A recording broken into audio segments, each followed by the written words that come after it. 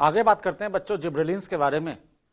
तो बच्चों जिब्रेलिन्स की डिस्कवरी भी एक तरह की एक्सीडेंटल डिस्कवरी है और इसकी शुरुआत बच्चों जापान में एक डिजीज से बात की जाती है कि जापान में एक डिजीज था बच्चों जिसका नाम है बकाने डिजीज। इस बकाने डिजीज को बच्चों हम लोग foolish seedling disease of rice seedling कहते हैं। मतलब वहां के फार्मर्स जब राइस कल्टीवेशन करते थे बच्चों, तो राइस कल्टीवेशन के दौरान इनिशियली देखा जाता था कि वो प्लांट राइस सीडलिंग जब बनता था तो बहुत अच्छा ग्रो करता था, वो टॉल सीडलिंग के रूप में दिखाई देता था, लेकिन धीरे धीरे वो बच्चों येलोइश हो जाता था और प्लांट मर जाते थे।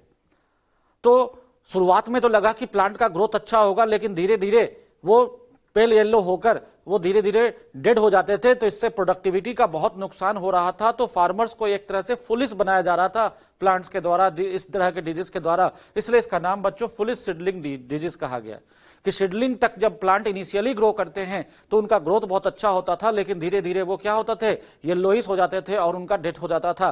तो वहां पे ये बहुत तेजी से फैलना शुरू हो गया था बच्चों। तो साइंटिस्ट ने जब उसको ऑब्जर्व करना शुरू किया तो पता चला कि ये डिजीज प्लांट में, ये जो डिजीज है इसका कारण क्या है, एक फंगल इन्फेक्शन हो रहा है बच्चों, एक फंगस के कारण हो रहा है जिसका नाम दिया गया उस फंगस का जिब्रेला फुजिकुरोई। जिब्रेला फुजिकुरोई फंगस के कारण इस तरह के सिम्टम प्लांट में देखने को मिल रहे थे।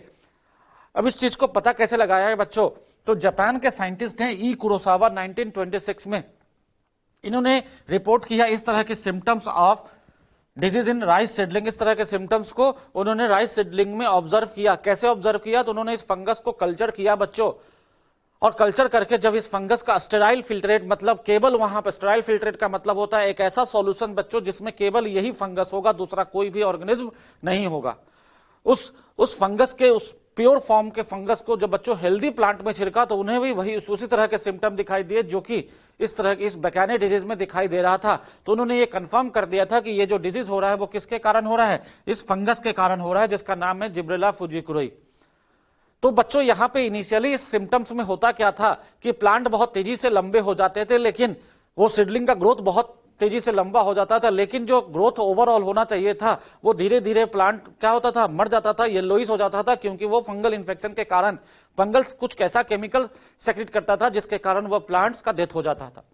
बाद में इसी तरह के केमिकल जो कि इलोंगेशन करवाते हैं, टॉलनेस बढ़ाते हैं प्लांट में, उस तरह के केमिकल को आइसोलेट किया गया और नाम दिया गया जिब्रेलिक एसिड। तो ये आइडेंटिफाई किया गया बच्चों किस रूप में, जिब्रेलिक एसिड के रूप में, जो कि प्लांट में लेंथ को बढ़ाता है।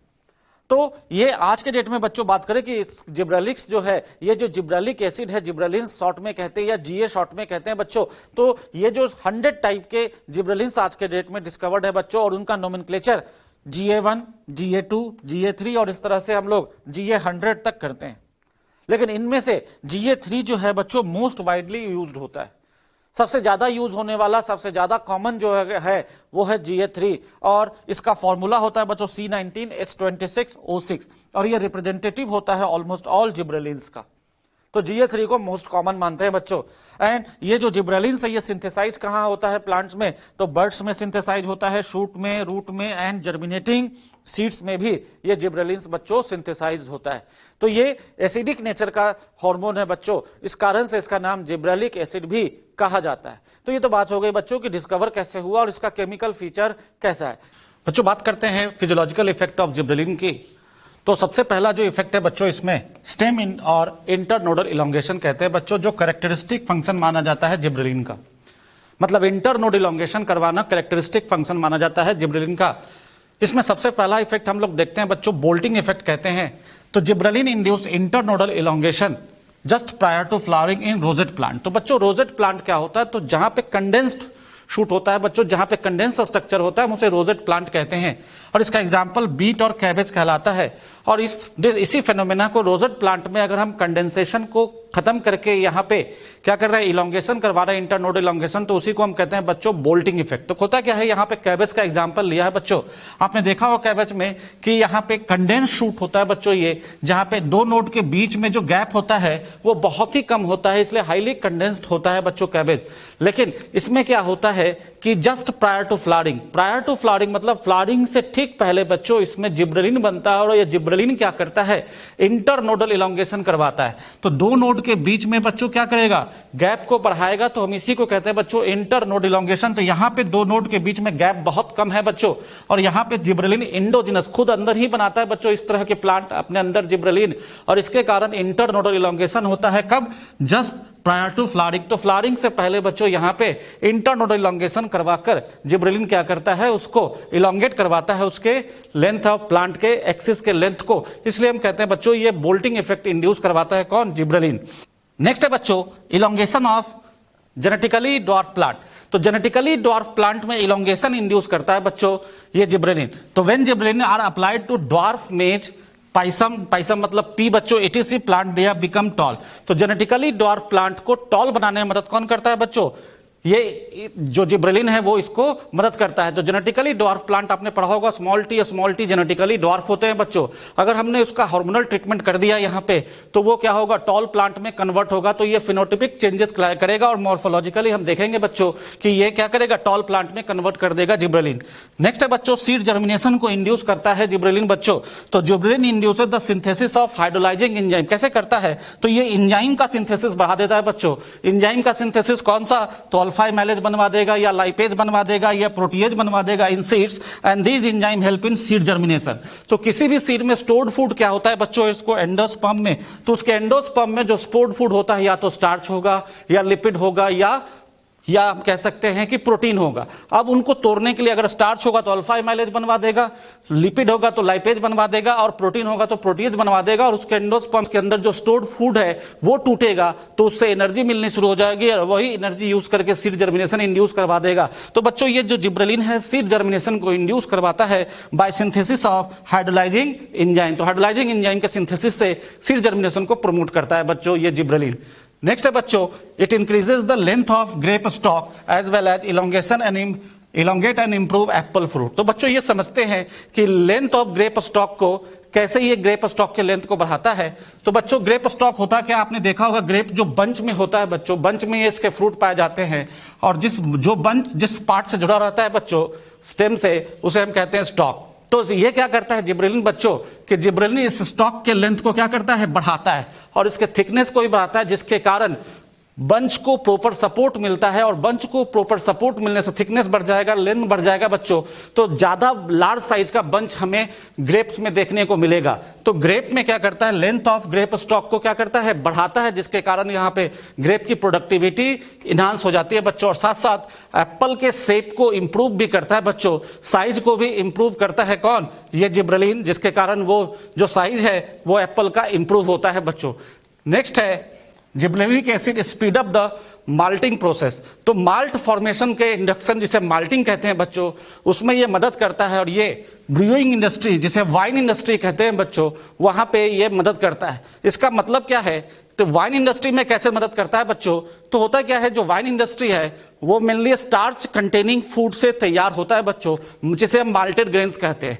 उसमें जो स्टार्च है उसको तोड़ने के लिए जिब्रेलिन का ट्रीटमेंट किया जाता है, जिसके कारण तेजी से माल्टोज तैयार होता है, और ये माल्टोज को ग्लूकोज में कन्वर्ट करना आसान हो जाता है। तो ग्लूकोज जितना जल्दी कन्वर्ट होगा बच्चों, ईस्ट उतनी तेजी से अल्कोहल प्रोडक्शन शुरू कर देगा। तो माल्टेड ग्रेन्स जो होते हैं उनके ऊपर जिब्रेलिक एसिड का यूज किया जाता है, जिसके कारण वो क्या करता है, माल्टोज बनवाएगा और सिंपल शुगर तेजी से बनवाएगा, जिसके कारण वो सिंपल शुगर को अल्कोहल में बनाना आसान हो जाता है ईस्ट के लिए। इसलिए हम कहते हैं माल्टिंग प्रोसेस को बढ़ा देता है, जिसके कारण जो वाइन इंडस्ट्री है बहुत तेजी से शुगर को अल्कोहल बनाने में मदद करे, जिसके कारण उसके प्रोडक्टिविटी इनहांस होगा। नेक्स्ट है बच्चों increase in height of sugarcane plant. Sugarcane plant के हाइट को क्या करता है, बढ़ाता है। कैसे बच्चों, तो हम देखते हैं ये शुगर केन का जो टोटल प्रोडक्टिविटी है उसके स्टेम लेंथ पे डिपेंड करता है बच्चों। तो यहां पे कैसे करता है, तो जिब्रेलिक एसिड का मेन फंक्शन क्या है, इंटरनोडल इलोंगेशन। तो आप देखो दो नोड के बीच में जो गैप है इसी को हम इंटरनोड कह रहे हैं। तो जिब्रेलिक एसिड क्या करता है, अगर हम ट्रीट कर दे शुगर केन के ऊपर जिब्रेलिक एसिड का बच्चों, तो इंटरनोड इलोंगेशन को क्या करेगा, बढ़ाएगा। तो यहां पे देखो ये गैप इतना है और इसने क्या किया, गैप को बढ़ा दिया, जिसके कारण ओवरऑल लेंथ जो होगा शुगर केन का बच्चों वो बढ़ जाएगा और टोटल प्रोडक्टिविटी इसकी बढ़ेगी शुगर केन की। और इस तरह से इस एक फंक्शन को यूज करके बच्चों, जिब्रेलिक एसिड के इस फंक्शन को यूज करके gibberellic acid increase the yield of sugarcane 20 ton per एकड़। तो इस तरह से बच्चों 20 टन पर एकड़ तक प्रोडक्टिविटी शुगर केन की बढ़ाई जा चुकी है। कौन से? जिब्रेलिक एसिड के ट्रीटमेंट से। नेक्स्ट है बच्चों, gibberellic acid delays the senescence in plant part so the fruits can be left on the tree longer so as to extend the market period by the application of gibberellic acid. अब बच्चों इसको समझना है कि gibberellic acid senescence को delay करता है। अब बच्चों मान लो कोई प्लांट पे फ्रूट है, अब वो फ्रूट राइपेनिंग की तरफ जा रहा है, उसका सीजन, ग्रोइंग सीजन खत्म हो रहा है, तो वो राइपेन होगा। तो अगर हम जिब्रेलिक एसिड के ट्रीटमेंट कर दे तो उसका राइपेनिंग क्या हो जाएगा बच्चों? डिले हो जाएगा। अब राइपेनिंग डिले हो जाएगा तो उस फ्रूट को हमें तोड़ हार्वेस्ट करना नहीं पड़ेगा और वो फ्रूट प्लांट से ही जुड़ा रहेगा। तो हमने क्या किया, उसको जो हार्वेस्ट करने का हार्वेस्ट नहीं किया और उसे प्लांट से ही जुड़ा छोड़ देंगे, जिसके कारण उसका मार्केट पीरियड क्या होगा? बढ़ेगा बच्चों। कैसे? तो हमने उसको प्लांट से ही जुड़ा रहने दिया तो हमें उसे स्टोर नहीं करना पड़ा, उसके राइपेनिंग को हमने डिले कर दिया। तो राइपेनिंग अगर डिले हो गया तो वो मार्केट में लंबे समय के बाद हमें मिलता रहेगा। मान लो कोई फ्रूट जून में उसका ग्रोइंग सीजन खत्म हो रहा है, हम उसे हार्वेस्ट कर लेते हैं पूरी तरह से और वो खत्म हो जाता है जून तक, तो अगर हमने उसको डिले कर दिया राइपेनिंग को तो वो जुलाई अगस्त तक भी हमें मिलते रह सकता है बच्चों, क्योंकि हमने उस फ्रूट को प्लांट से ही जुड़ा रह दिया, जिसके कारण वो क्या हुआ, वो क्या हुआ बच्चों? सेनेसेंस को डिले कर दिया प्लांट पार्ट में, so that the fruit can be left on the tree longer. तो हमने प्लांट के साथ ही उस फ्रूट को छोड़ दिया, हमें अलग से हार्वेस्ट करना नहीं पड़ा, जिसके कारण मार्केट पीरियड क्या हो गया बच्चों? एक्सटेंड हो गया। तो ये एक बहुत इंपॉर्टेंट एप्लीकेशन है बच्चों जिब्रेलिक एसिड का। नेक्स्ट है spraying juvenile conifers with gibberellic acid. Hastens word का मतलब क्या होता है बच्चों? हास्टेंस का मतलब होता है जो मैच्योरिटी पीरियड है वो फास्ट हो जाना। तो हास्टेंस द मैच्योरिटी पीरियड दस leading the early seed production. अब बच्चों जो कोनिफर्स होते हैं, अगर आपने पढ़ा होगा तो कोनिफर्स में जो सीड का प्रोडक्शन होता है बच्चों, उनमें बहुत डिले होता है, ये बहुत लंबा टाइम लेते हैं बच्चों, 2 से 3 साल का सीड मैच्योरेशन का टाइम लगता है। तो अगर हमने जुवेनाइल स्टेज में ही जिब्रेलिक एसिड का ट्रीटमेंट कर दिया, कॉनिफर्स एग्जांपल, आपको पाइनस एग्जांपल ले सकते हैं बच्चों, तो अगर हमने कॉनिफर्स में जिब्रेलिक एसिड का ट्रीटमेंट कर दिया तो उसमें अर्ली सीड प्रोडक्शन होगा, क्योंकि मैच्योरिटी को क्या कर देगा? ये जिब्रेलिन फास्ट कर देगा बच्चों। तो हास्टेंस का मतलब होता है स्पीड बढ़ा देना, फास्ट कर देना। तो spraying juvenile conifers with gibberellic acid का स्प्रे कर देंगे जुवेनाइल स्टेज में, तो इट हास्टेंस द मैच्योरिटी पीरियड, ये मैच्योरिटी पीरियड को फास्ट कर देगा, leading too early seed production, जिसके कारण सीड प्रोडक्शन पहले हो जाएगा। और आज के डेट में बच्चों कॉनिफर्स बहुत ही इकोनॉमिकली इंपॉर्टेंट हो चुके हैं। कैसे कह सकते हैं बच्चों? तो उसका कारण है कि जो प्लाईवुड है उसका मेन सोर्स कॉनिफर्स माना जाता है बच्चों आज के डेट में। तो ये तो बात हो गई बच्चों कि इसकी प्रोडक्टिविटी क्यों हास्टेंस की जा रही है, अर्ली सीड प्रोडक्शन क्यों, क्योंकि ज्यादा प्रोडक्टिविटी करवा सके। नेक्स्ट है बच्चों bioassay of gibberellin. Gibberellin का बायो एसे कैसे करते हैं? तो 2 टेस्ट है बच्चों, barley endosperm test. Barley endosperm test क्या है बच्चों? तो एंडोस्पर्म में क्या होता है? फूड स्टोर्ड होता है। यहां पे बार्ले प्लांट का सीड को लिया गया, तो एंडोस्पर्म में जो फूड स्टोर होगा अगर वो उसको टूटता है तो यहां पे अल्फा एमाइलेज एक्टिविटी को देखा जाता है बच्चों, कि जो स्टार्च है बार्ले एंडोस्पर्म में अगर वो अल्फा एमाइलेज की एक्टिविटी से टूटता है तो हम कहेंगे वहां पे सीड जर्मिनेशन देखने को मिलेगा। इसके कारण हम देखेंगे कि जिब्रेलिन यहां पे फंक्शनल है या नहीं है। तो अल्फा एमाइलेज एक्टिविटी यहां पे चेक करते हैं। और दूसरा ड्वार्फ पी और मेज टेस्ट। तो ड्वार्फ प्लांट चाहे पी का हो या मेज का हो, अगर हम वो टॉल प्लांट में कन्वर्ट हो गया तो हम समझेंगे कि जिब्रेलिन ने वहां पर फंक्शन किया है। कैसे करेगा बच्चों? तो इंटरनोडल इलोंगेशन एक्टिविटी से। तो इंटरनोडल इलोंगेशन एक्टिविटीज हम देख सकते हैं कि जिब्रेलिन यहां पे फंक्शन कर रहा है। तो ये तो बात हो गई बच्चों बायोएसे ऑफ जिब्रेलिन की। नेक्स्ट प्लांट हार्मोन है बच्चों साइटोकाइनिन, और बात करते हैं इसके डिस्कवरी से रिलेटेड। बच्चों साइटोकाइनिन की डिस्कवरी में एफ स्कूग नाम के साइंटिस्ट की बात आती है और उनके साथियों के साथ मिलकर उन्होंने प्लांट टिश्यू कल्चर पे वर्क किया था और वो कैलस फॉर्मेशन पे वर्क कर रहे थे बच्चों। तो उन्होंने ऑब्जर्व किया कि जब कैलस बनाते हैं उस दौरान उन्होंने टोबैको पिथ सेल्स को यूज किया था बच्चों। टोबैको स्टेम में जो पिथ सेल्स होता है उसको यूज किया और वो वहां से कैलस फॉर्मेशन करना चाहते थे। कैलस क्या होता है बच्चों? तो कैलस होता है mass of undifferentiated cell. Mass of undifferentiated cells को हम कहते हैं कैलस। ये अनडिफरेंशिएटेड स्ट्रक्चर होता है जिसमें न तो रूट होता है, न स्टेम होता है, न लीफ होता है बच्चों। अनडिफरेंशिएटेड स्ट्रक्चर होता है। तो वो कैलस बनाना चाहते थे टोबैको स्टेम सेल से, और वहां पे स्टेम सेल के रूप में कौन ले रहे थे? पिथ सेल। पिथ सेल्स के ऊपर जब टिश्यू कल्चर में सारे न्यूट्रिएंट मीडियम के साथ जब केवल वो ऑक्सीजन डालते थे बच्चों, तो वहां पे कैलस फॉर्मेशन नहीं होता था, कैलस नहीं बन पाता था। मतलब यहां पे पिथ सेल्स डिवाइड नहीं करते थे और डिवाइड करके कैलस नहीं बनाते थे। लेकिन जब वो उसी कल्चर के दौरान वो ऑक्सीन के साथ any of the four supplement में बच्चों इन चार में से कोई एक, वो चार क्या थे, तो एक्सट्रैक्ट ऑफ वेस्कुलर टिश्यू या ईस्ट एक्सट्रैक्ट या कोकोनट मिल्क या डीएनए, इन चार में से कोई एक सप्लीमेंट करते थे ऑक्सीजन के साथ, तो बच्चों वहां पे कैलस फॉर्मेशन होता था। तो उन्हें यह समझ में नहीं आया कि आखिर ऐसा हो क्यों रहा है, क्या कारण है इसका। तो उन्होंने अपने साथियों से बात की और वहां पे साथियों से डिस्कस किया कि आखिर ऐसा क्यों हो रहा है बच्चों।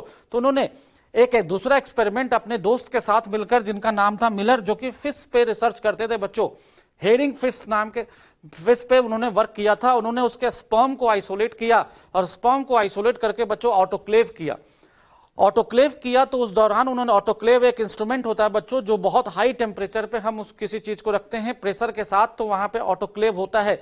ऑटोक्लेव जब किया तो वहां पे एक कंपाउंड एक्सट्रैक्ट हुआ बच्चों ऑटोक्लेव के बाद, that is N6 furfuryl amino purine, जो कि एडेनिन का डेरिवेटिव था बच्चों। और ये एडेनिन डेरिवेटिव जब उन्होंने आइसोलेट करके इस टिश्यू कल्चर के साथ डाला, ऑक्सीजन के साथ सप्लीमेंट किया, तो वहां पे कैलस का फॉर्मेशन हुआ। तो उन्होंने समझ लिया कि यहां पे जो एडेनिन है, जो हाई टेम्परेचर पे जाकर टूटता है, मॉडिफाई होता है, उसका जो एडेनिन है वो मॉडिफाई होता है और N6 फॉर्फ्यूराइल एमिनो प्यूरिन के रूप में बदल जाता है। और उसको जब सप्लीमेंट कर रहे थे तो यहां पे ये पिथ सेल्स डिवाइड करके कैलस का फॉर्मेशन कर रहा था। और इसी चीज को आइसोलेट किया था किसने बच्चों, स्कूग और उनके साथी ने मिलकर, मिलर ने मिलकर आइडेंटिफाई किया and crystallise the cytokinesis promoting active substance। Cytokinesis मतलब cell division promoting substance that were termed as kinetin, और उसी का नाम क्या दिया बच्चों, काइनेटिन। तो N6 फॉर्फ्यूराइल एमिनो प्यूरिन का नाम उन्होंने क्या दिया, काइनेटिन का नाम दिया बच्चों। तो ये आपको याद रखना होगा कि N6 फॉर्फ्यूराइल एमिनो प्यूरिन था। अब इसी तरह के केमिकल को उन्होंने नेचुरल कंडीशन में प्लांट्स के अंदर ढूंढने की कोशिश की कि ऐसा कोई केमिकल प्लांट के अंदर है क्या जो कि सेल डिवीजन को प्रमोट करता है। तो बच्चों ये काइनेटिन जो होता है, याद रखना है कि नेचुरली कभी भी प्लांट में नहीं मिलता। तो उन्होंने नेचुरली इस केमिकल को, काइनेटिन को ढूंढ नहीं पाए उन्होंने प्लांट में, लेकिन उन्होंने जब मेज में इस चीज का रिसर्च किया तो देखा कि मेज में एक सेल डिवीजन प्रोमोटिंग सब्सटेंस मिला, उसका नाम दिया उन्होंने G18। तो जिसे कि नाम आगे चल के नेचुरल साइटोकाइनिन दिया गया बच्चों। तो G18 जो है ये नेचुरल साइटोकाइनिन के रूप में जाना गया। और जो काइनेटिन उन्होंने आइसोलेट किया था वो भी सेल डिवीजन प्रोमोटिंग था, उसे सिंथेटिक साइटोकाइनिन के नाम से जाना जाता है बच्चों। तो साइटोकाइनिन जो होता है डेरिवेटिव होता है किसका, एडेनिन, जो कि एक तरह का क्या होता है बच्चों, नाइट्रोजनस बेस। तो डीएनए से ये पता चला था बच्चों, स्पर्म डीएनए से आइसोलेट करके उन्होंने, डीएनए जानते हैं कि एडेनिन, गुआनिन, साइटोसिन, थाइमिन होता है, नाइट्रोजनस बेस होते हैं वहां पे। तो उन्होंने एडेनिन के मॉडिफिकेशन से यहाँ पे केमिकल को देखा जो कि एडेनिन डिराइव हो रहा है वहां पे। तो काइनेटिन जो शुरुआत में बताया था बच्चों, पीजीआर जब शुरू हो रहा था तो उसी समय बताया था टेबुलर फॉर्म में कि N6 फॉर्फ्यूराइल एमिनो से यहां पे क्या हुआ है, एडेनिन डेरिवेटिव से साइटोकाइनिन बना है, डिराइव हुआ है। अब बच्चों साइटोकाइनिन का मेन साइट क्या होता है सिंथेसिस का, तो root tip are the main site of the biosynthesis of cytokinin. लेकिन ये नहीं समझना है केवल रूट टिप ही बनाता है साइटोकाइनिन। यहां पे हम देख सकते हैं cytokinin also synthesized by developing shoot buds, young fruits and और भी दूसरे प्लेसेस है जहां पे डिवीजन होगा बच्चों, याद रखना वहां पे साइटोकाइनिन जरूर बनेगा। नेक्स्ट है बच्चों physiological effect of cytokinin. Physiological effect क्या होता है, तो मेन कैरेक्टरिस्टिक फंक्शन इसका बच्चों नाम से ही है, साइटोकाइनेसिस को इंड्यूस करने वाला हार्मोन, इसलिए नाम दिया गया है साइटोकाइनिन। तो साइटोकाइनिन क्या करेगा बच्चों, कैरेक्टरिस्टिक फंक्शन बात करें तो सेल डिवीजन करवाएगा, सेल डिवीजन को इंड्यूस करेगा। इसके अलावा उसके बहुत सारे और भी फंक्शन है बच्चों। मॉर्फोजेनेसिस, टिश्यू कल्चर में मॉर्फोजेनेसिस की बात करते हैं। Morphogenetic changes, root and stem development are induced by cytokinin. Morphological changes करवाएगा, रूट और स्टेम बनवाना है कैलस से, तो वहां पे हम इस तरह के साइटोकाइनिन और ऑक्सीजन के प्रेजेंस में रूट और स्टेम को डेवलप करवा सकते हैं बच्चों टिश्यू कल्चर के दौरान। तो मॉर्फोजेनेसिस की बात हम लोग टिश्यू कल्चर के दौरान कर रहे हैं, जहां पे ऑक्सीजन और साइटोकाइनिन का जो रेशियो है वो बहुत इंपॉर्टेंट होता है बच्चों। अगर हमें रूट डिफरेंशिएशन करवाना है कैलस से, अगर हमें रूट डिफरेंशिएशन करवाना है तो साइटोकाइनिन क्या होना चाहिए, लो, और ऑक्सीजन होना चाहिए हाई। तो लो साइटोकाइनिन और हाई ऑक्सीजन के कंडीशन में क्या होगा, रूट डिफरेंशिएशन होगा। और अगर हाई साइटोकाइनिन कर देंगे बच्चों और लो ऑक्सीजन कर देंगे तो टिश्यू कल्चर में क्या होगा, शूट डिफरेंशिएशन होगा। तो रूट के लिए आपको याद रखना होगा ऑक्सीजन ज्यादा होना चाहिए एज कंपेयर टू साइटोकाइनिन, और शूट डिफरेंशिएशन करवाना है तो साइटोकाइनिन ज्यादा होना चाहिए एज कंपेयर टू ऑक्सीजन। तो इस तरह के रेशियो को अगर हम मेंटेन करते हैं बच्चों तो टिश्यू कल्चर में रूट और शूट डिफरेंशिएट करवा सकते हैं। तो ये तो मॉर्फोजेनेसिस की बात हुई बच्चों टिश्यू कल्चर में। नेक्स्ट है बच्चों ये एपिकल डोमिनेंस को भी ओवरकम करता है। एपिकल डोमिनेंस में हमने बात की थी बच्चों की एपिकल बड की डोमिनेंसी हो जाती है, जिसके कारण प्लांट का लेंथ बढ़ता चला जाता है और लेटरल बड्स ग्रो नहीं कर पाते। तो उसको ओवरकम करने का काम, उसको कम करके, एपिकल डोमिनेंस को कम करके लेटरल बड्स को ग्रो करवाने का काम साइटोकाइनिन करता है। तो cytokinin promotes the growth of lateral buds, lateral buds का ग्रोथ प्रमोट करता है बच्चों। तो हम कहते हैं एपिकल डोमिनेंसी को ओवरकम कर सकता है। इसके साथ साथ it also promotes lateral shoot growth. ये साथ साथ क्या करता है बच्चों, लेटरल शूट ग्रोथ को भी क्या करता है, प्रमोट करता है, as well as adventitious shoot formation. आपने पढ़ा होगा बच्चों कि प्लूमुल के अलावा कहीं से भी दूसरे जगह से शूट बनता है तो हम उसे एडवेंटिशियस शूट कहते हैं। तो ये एडवेंटिशियस शूट फरमाने का काम कौन करता है बच्चों, साइटोकाइनिन। तो ऑक्सिन के बारे में जब पढ़ा था तो रूटिंग इंड्यूस करवाता था बच्चों स्टेम कटिंग में, ये क्या करवा रहा है साइटोकाइनिन, शूटिंग इंड्यूस करवा रहा है, शूट का फॉर्मेशन करवाता है एडवेंटिशियस। नेक्स्ट है बच्चों दूसरे इफेक्ट की बात करें तो डिले इन सेनेसेंस। तो याद रखना बच्चों सेनेसेंस को भी डिले करता है और इसका नाम बच्चों रिचमंड लैंग इफेक्ट दिया जाता है। होता क्या है, senescence is delayed by cytokinin as help in nutrient mobilization. Nutrient mobilization होता क्या है बच्चों, मान लेते हैं किसी नाइट्रोजन की डेफिशिएंसी हो गई किसी लीफ में, जिसके कारण वो क्लोरोफिल तोड़ना शुरू कर देगा। तो अगर हम साइटोकाइनिन का ट्रीटमेंट करते हैं वहां पे, तो साइटोकाइनिन क्या करता है, न्यूट्रिएंट मोबिलाइजेशन को उस एरिया में बढ़ा देता है, जिसके कारण क्लोरोफिल को तोड़ने की जरूरत नहीं पड़ती। न्यूट्रिएंट मोबिलाइजेशन, न्यूट्रिएंट का फ्लो क्या होगा, जहां पे डेफिशिएंसी है वहां पे न्यूट्रिएंट का फ्लो बढ़ा दिया जाता है साइटोकाइनिन के द्वारा, ताकि वहां पे जो न्यूट्रिएंट की कमी ना हो, और कमी जब नहीं होगी तो बच्चों क्लोरोफिल को तोड़ने की जरूरत नहीं होगी, नाइट्रोजन के मोबिलिटी को बढ़ा देगा अगर नाइट्रोजन डेफिशिएंसी है। इस तरह से अलग अलग एलिमेंट के लिए भी ये काम कर सकता है। इसके साथ साथ it also help to produce new leaf, नए लीफ बनाना है प्लांट में, या क्लोरोप्लास्ट में अगर लीफ के अंदर क्लोरोप्लास्ट अगर डेवलप करवाना है तो उस काम को भी करवाने का काम कौन करेगा बच्चों, साइटोकाइनिन। तो साइटोकाइनिन का एक ब्रॉड इफेक्ट हमें देखने को मिलता है प्लांट्स में। अब एक कॉमन इफेक्ट है बच्चों, जो साइटोकाइनिन के साथ जब जिब्रेलिन मिलता है तो एक हार्मोन बनता है जिसका नाम है पोमेलिन। ये पोमेलिन हार्मोन बच्चों यूज किया जाता है एप्पल साइज को इंप्रूव करने में। एप्पल का साइज बहुत इंपॉर्टेंट होता है उसके इकोनॉमिक इंपॉर्टेंस के लिए बच्चों। तो एप्पल के साइज को बढ़ाकर, उसके साइज को अगर हम बढ़ा दें तो हम कहेंगे उसका इकोनॉमिक इंपॉर्टेंस क्या होगा, बढ़ जाएगा, और वो ज्यादा कॉस्टली मार्केट में मिलेगा। इसलिए हम कहते हैं फार्मर्स को इससे क्या होता है बच्चों, बेनिफिट होता है। तो साइटोकाइनिन और जिब्रेलिन के मिक्सचर को हम कहते हैं पोमेलिन, जो कि एप्पल साइज इनलार्जर के नाम से जाना जाता है। नेक्स्ट है बच्चों बायो एसे ऑफ साइटोकाइनिन, मतलब साइटोकाइनिन का इफेक्ट हम कैसे पता कर सकते हैं प्लांट पार्ट्स में। तो इसके लिए chlorophyll preservation test, chlorophyll preservation test का मतलब रिचमंड लैंग इफेक्ट जो हम लोग कह रहे हैं बच्चों, वहां पे लीफ जो कि सेनेसेंस हो रहा है हम उसको टेस्ट कर सकते हैं क्लोरोफिल प्रिजर्वेशन। अगर हमने साइटोकाइनिन रखा वहां पे और एक दूसरा हम लीफ ले रहे हैं जो कि साइटोकाइनिन नहीं है, तो वो क्लोरोफिल को टूटने से क्या दिखाई देगा वहां पे कि जब हम टेस्ट करेंगे तो क्लोरोफिल टूटने से बचा कर रखेगा, क्लोरोफिल टूटने नहीं देगा बाय न्यूट्रिएंट मोबिलाइजेशन। तो इसलिए हम कहते हैं क्लोरोफिल रिटेंशन टेस्ट करवाते हैं बच्चों। साइटोकाइनिन क्लोरोफिल को टूटने नहीं देता है तो क्लोरोफिल को प्रिजर्व कर देता है, इसलिए हम इस टेस्ट को यूज करते हैं साइटोकाइनिन के इफेक्ट को पता करने के लिए। इसके बाद टोबैको पिथ सेल डिवीजन टेस्ट। तो अभी हम लोगों ने जब डिस्कवरी में पढ़ा बच्चों कि टोबैको पिथ सेल को लिया, अगर उसमें डिवीजन तभी होगा जब ऑक्सिन के साथ एनी 4 में से कोई एक, मतलब वहां पे साइटोकाइनिन ही आ रहा था जो कि सेल डिवीजन को इंड्यूस करवा रहा था। तो ऑक्सिन केवल अकेले सेल डिवीजन बना करवाकर कैलस नहीं बनवा रहा, ऑक्सिन बनवा पा रहा था। ऑक्सिन के साथ क्या चाहिए, साइटोकाइनिन, तभी वहां पे कैलस का फॉर्मेशन होगा।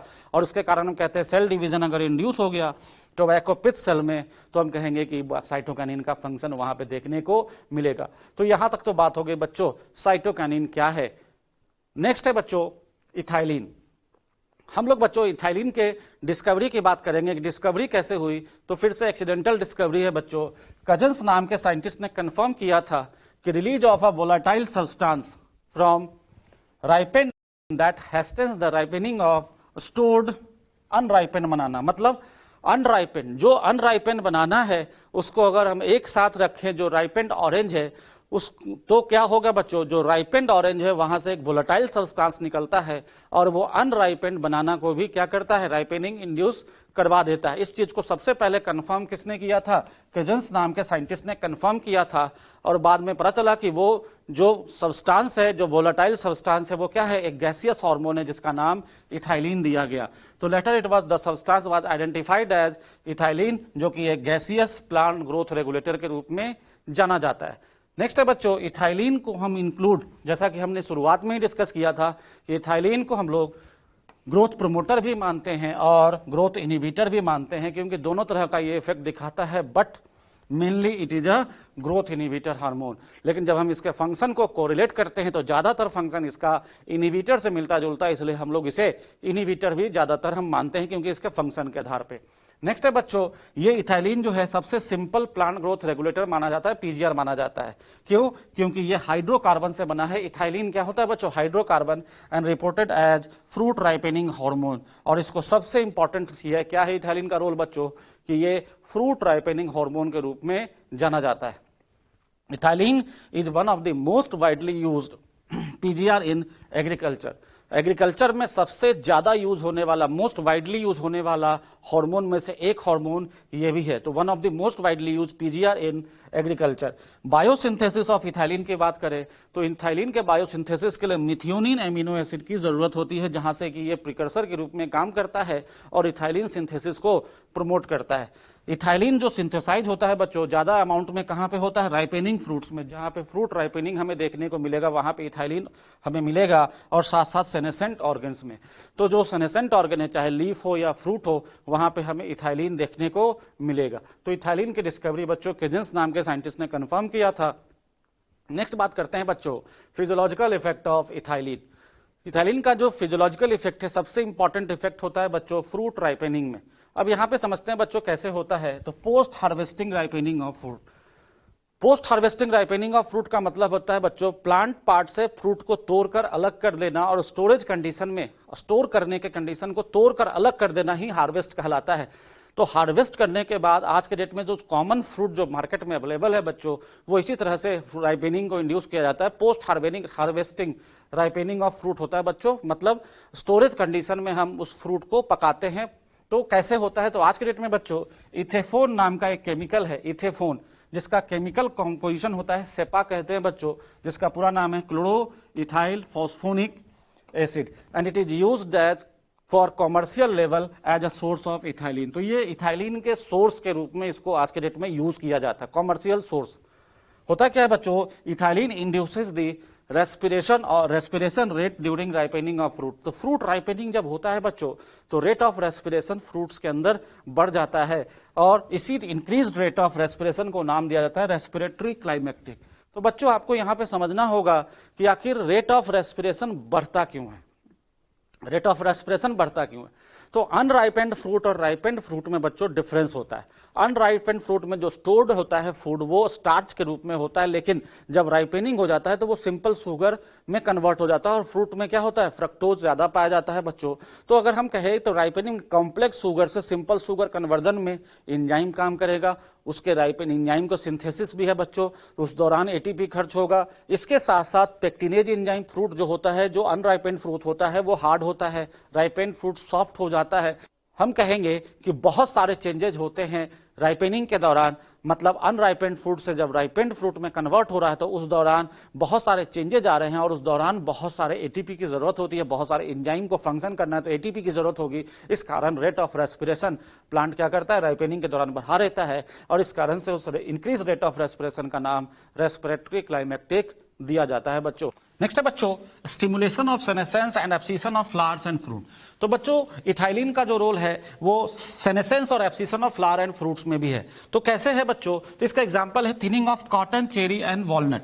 बच्चों इसका एग्जांपल दिया है thinning of cotton, cherry and walnut. इसका मतलब समझना है, थिनिंग का मतलब समझना है। तो बच्चों बहुत सारे फ्रूट्स ऐसे होते हैं या फ्लावर ऐसे होते हैं जिन्हें जब हम हार्वेस्ट करते हैं तो वो डैमेज हो जाते हैं। सो उस डैमेज को नहीं होने देने के लिए हम लोग इथाइलिन का यूज करते हैं बच्चों। तो इथाइलिन क्या करता है? वो एब्सिशन को प्रमोट करवाता है, और आसानी से हम उस फ्लावर और फ्रूट्स को क्या कर सकते हैं? हार्वेस्ट कर सकते हैं। तो थिनिंग करता है। जो थिनिंग उस पॉइंट को कहते हैं बच्चों थिनिंग, वहां पे जहां से कोई फ्लावर या फ्रूट, मान लो ये पॉइंट है, यहां से टूटकर अलग होना है, वो फ्लावर और फ्रूट है, तो उस फ्लावर और फ्रूट को इस पॉइंट से वो थिन कर देगा, जिसके कारण उसका हार्वेस्ट करना आसान हो जाएगा। तो एब्सिशन को प्रमोट करवाना देखा जाता है बच्चों इथाइलिन का एक इंपॉर्टेंट फंक्शन के रूप में। किसमें? कॉटन, चेरी और वॉलनट में। नेक्स्ट है बच्चों flowering and synchronising fruiting in pineapple. तो पाइनएप्पल में फ्लावरिंग, तो पाइनएप्पल में फ्लावरिंग में एक रोल तो बच्चों इथाइलिन का और साथ साथ ऑक्सिन का भी रोल देखने को मिलता है पाइनएप्पल के फ्लावरिंग में।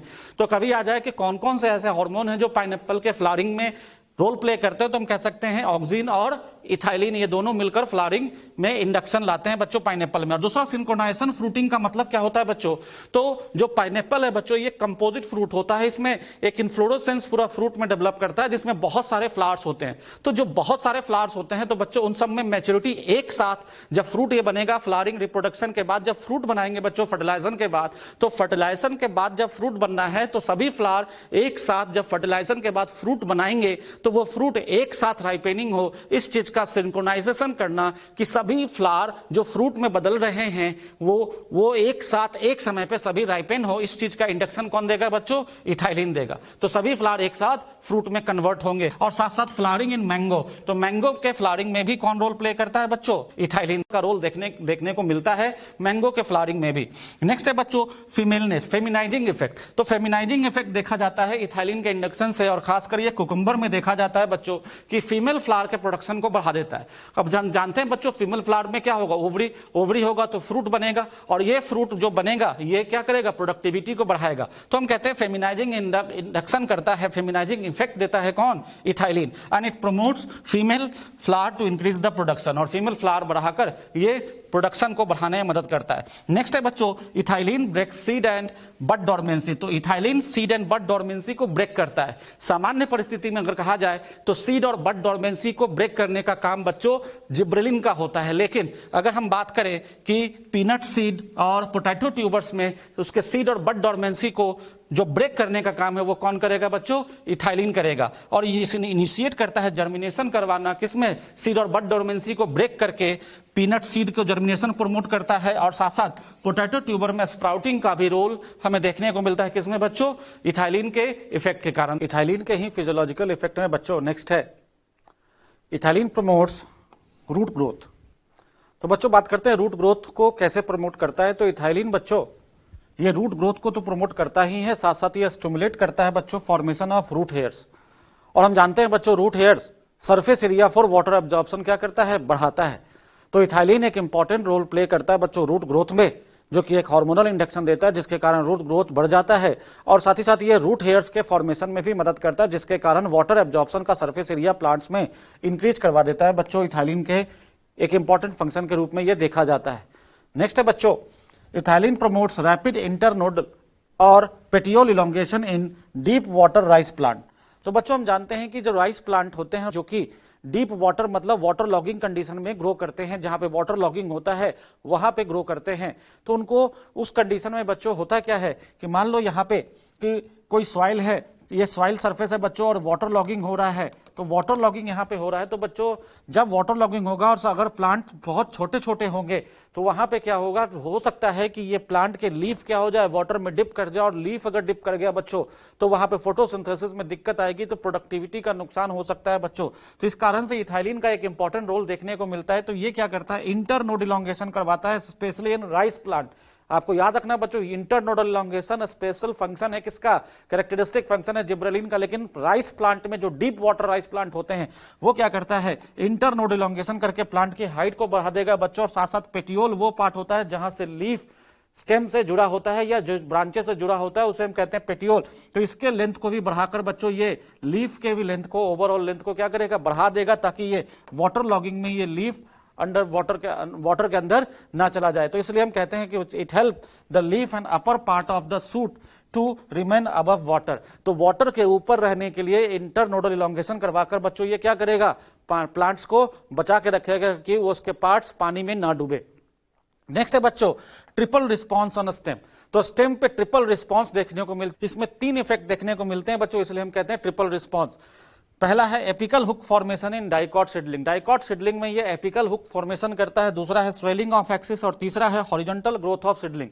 ये 3 जो आपको यहाँ पे इफेक्ट दिख रहा है बच्चों, इथाइलिन का एक इंपॉर्टेंट इफेक्ट जाना जाता है। और इस चीज को बच्चों इस डायग्राम से समझते हैं कि जब सीड जर्मिनेट कर रहा है, मान लो ये सीड है और ये सीड जर्मिनेट करेगा तो रेडिकल और प्ल्यूमुल बाहर निकलेगा बच्चों, और ये प्ल्यूमुल का टिप है जहां पे कि मेरिस्टेमेटिक टिश्यू होते हैं।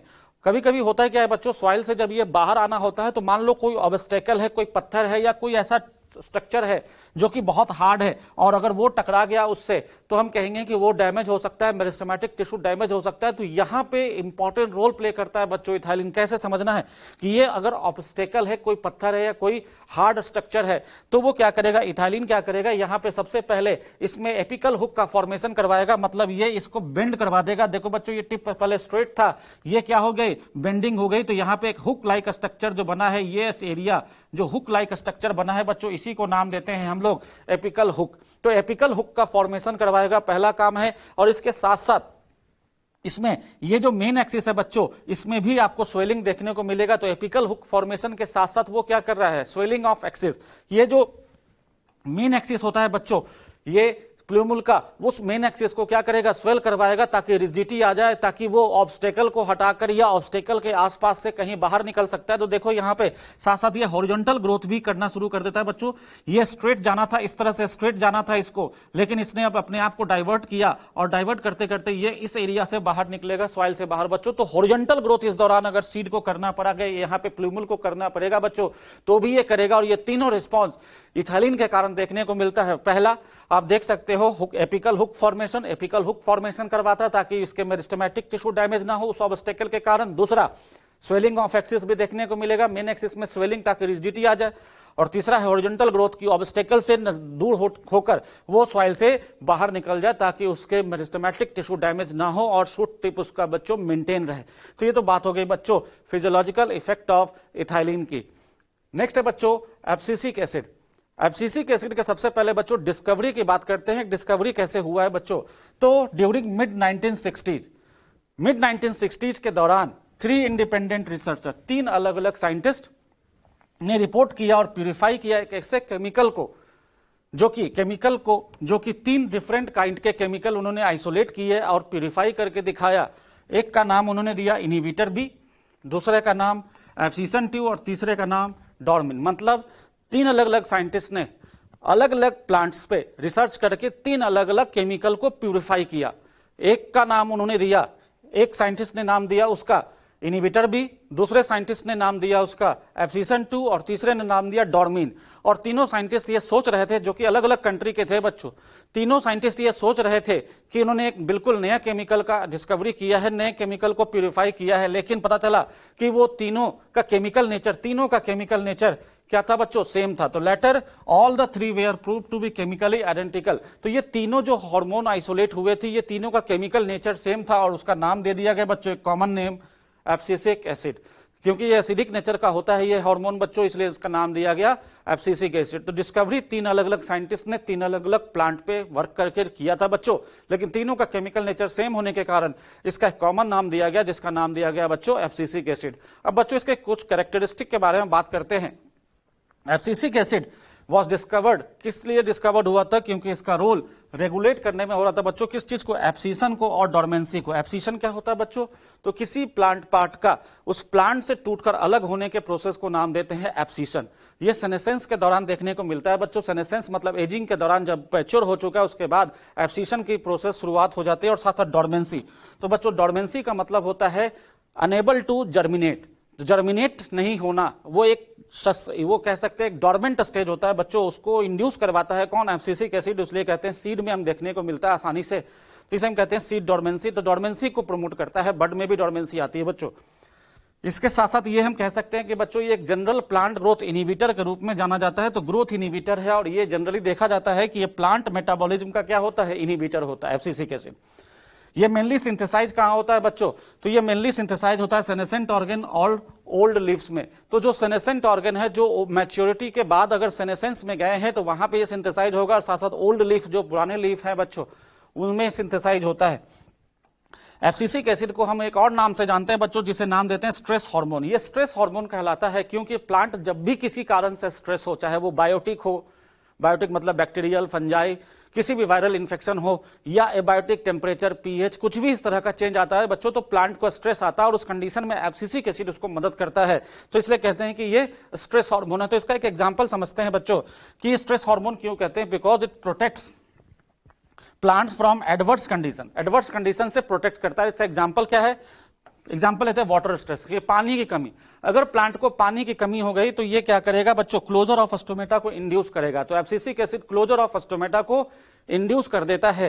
तो हम कहते हैं कि पानी का कमी था तो वाटर लॉस स्टोमेटा से हो रहा था ट्रांसपिरेशन के दौरान, तो वो स्टोमेटा बंद करवा कर वाटर लॉस से क्या करेगा, बचा लेगा प्लांट को। इसलिए एब्सिसिक एसिड टॉलरेंस बढ़ाता है प्लांट को various type of stress.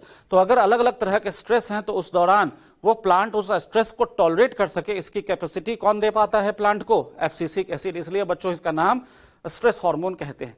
Next है बच्चों physiological effect of abscisic acid. Abscisic acid का फिजियोलॉजिकल इफेक्ट क्या होता है, तो हम पहला देखते हैं बच्चों इंड्यूसेस सेनेसेंस एंड एब्सिशन। तो ये सेनेसेंस और एब्सिशन को प्रमोट करता है। तो abscisic acid causes the senescence and abscission of leaf and fruits by increasing the activity of cellulase and pectinase enzyme. इसका मतलब समझना है बच्चों। तो इसको यहां पे हम लीफ के एग्जांपल से ले रहे हैं बच्चों। यहां पे फ्रूट भी हो सकता है, लीफ भी हो सकता है, कुछ भी ले सकते हैं। होता क्या है बच्चों, जिस पार्ट से, स्टेम से या ब्रांच से ये प्लांट है और एक ब्रांच से या स्टेम से जुड़ा हुआ है लीफ है बच्चों, होता क्या है, अगर ये सेनेसेंट लीफ है तो क्या होगा, स्टेम से जहां से ये जुड़ा हुआ उसके ठीक थोड़े से ऊपर पार्ट पे बच्चों एक लेयर बनता है जिसका नाम देते हैं हम लोग एब्सिशन लेयर। तो एब्सिसिक एसिड के इन्फ्लुएंस में क्या बनता है, एब्सिशन लेयर। और उस एब्सिशन लेयर के बनने के बाद वहां पे क्या होता है बच्चों, सेलुलोज और पेक्टिनेज एंजाइम बनना शुरू हो जाता है, जिसके कारण यहां पे सेल वॉल क्या हो जाएंगे, वीक हो जाएंगे। सेल वॉल डैमेज होना शुरू होगा और वीक हो जाएगा, और उसके बाद ये पत्ता यहां से टूट के क्या होगा, गिर जाएगा बच्चों। फ्रूट के केस में भी ऐसा ही होता है। तो एब्सिशन को प्रमोट करवाया जाता है एब्सिसिक एसिड के द्वारा। कैसे, एब्सिशन लेयर बनाकर। तो ये तो बात होगी बच्चों एब्सिशन लेयर कैसे बनाता है। नेक्स्ट है बच्चों इसके इफेक्ट में, it induces bud and seed dormancy. तो बड एंड सीड डोरमेंसी को भी इंड्यूस करता है कौन, एब्सिसिक एसिड। तो abscisic acid increases bud and seed dormancy by inhibiting seed germination. तो डोरमेंसी को प्रमोट करता है बच्चों, मतलब ये सीड जर्मिनेशन को इनहिबिट कर देता है, सीड जर्मिनेशन को रोक देता है। ये भी एक तरह का एडवर्स कंडीशन को टॉलरेट करने की कैपेसिटी है बच्चों की। प्लांट में जब सीड बनता है तो उस समय ग्रोइंग सीजन उसका करीब करीब खत्म होने वाला होता है, और अगर वो सीड जर्मिनेट कर गया तो वो ग्रोइंग सीजन नहीं है, तो हो सकता है वो प्लांट सर्वाइव ना कर पाए। इसलिए उससे बचने के लिए एब्सिसिक एसिड क्या करता है, उसको डोरमेंट कर देता है कि सॉइल में अगर वो गिर भी गया फ्रूट और उसके अंदर सीड है तो वो अपने ग्रोइंग सीजन के आने तक डोरमेंट रहेगा बच्चों। तो ये एब्सिसिक एसिड का एक इन्फ्लुएंस होता है। तो जब भी सीड डेवलपमेंट होता है उस दौरान एब्सिसिक एसिड अपना रोल प्ले करता हुआ देखा जाता है। तो abscisic acid play a major role in seed development, seed maturation, as well as हम कह सकते हैं उसके डोरमेंसी के, सीड का बनना, उसका मैच्योर होना, और साथ ही साथ उसके डोरमेंसी को कौन रेगुलेट करता है बच्चों, abscisic acid. By inducing dormancy, dormancy को इंड्यूस करके abscisic acid help seed to withstand the desiccation and other factor unfavourable for growth. तो जब अभी बताया बच्चों कि अदर फैक्टर जो अनफेवरेबल, मतलब सीजन सही नहीं है, सीजन ग्रोइंग सीजन कंप्लीट हो गया, खत्म हो गया है, और वो सीड जर्मिनेट कर जाएगा तो वो सर्वाइव नहीं कर पाएगा। इसलिए उस अनफेवरेबल कंडीशन को टॉलरेट करने के लिए बच्चों वहां पे उस सीड को क्या किया गया, डोरमेंट किया गया है। डेसिकेशन से वाटर लॉस ज्यादा ना हो जाए, डेसिकेशन से भी बचाने के लिए सीड को क्या किया जाता है बच्चों, डोरमेंट बनाया जाता है। तो ऐसा देखा जाता है कि मोस्ट केसेस में बच्चों हम देखते हैं कि ये प्लांट ग्रोथ को क्या कर रहा है, इनहिबिट कर रहा है, लेकिन ये जरूरी भी है बच्चों। नेक्स्ट फैक्टर ये बच्चों के स्टोमेटल क्लोजिंग में भी रोल प्ले करता है एब्सिसिक एसिड। तो abscisic acid closes the stomata under water stress condition, जिसे एंटी ट्रांसपेरेंट भी कहते हैं। कि एब्सिसिक एसिड स्टोमेटा बंद कर देगा बच्चों तो ट्रांसपिरेशन क्या होगा, बंद हो जाएगा, और ट्रांसपिरेशन बंद हो जाएगा, इसलिए हम कहते हैं इसको एंटी ट्रांसपेरेंट।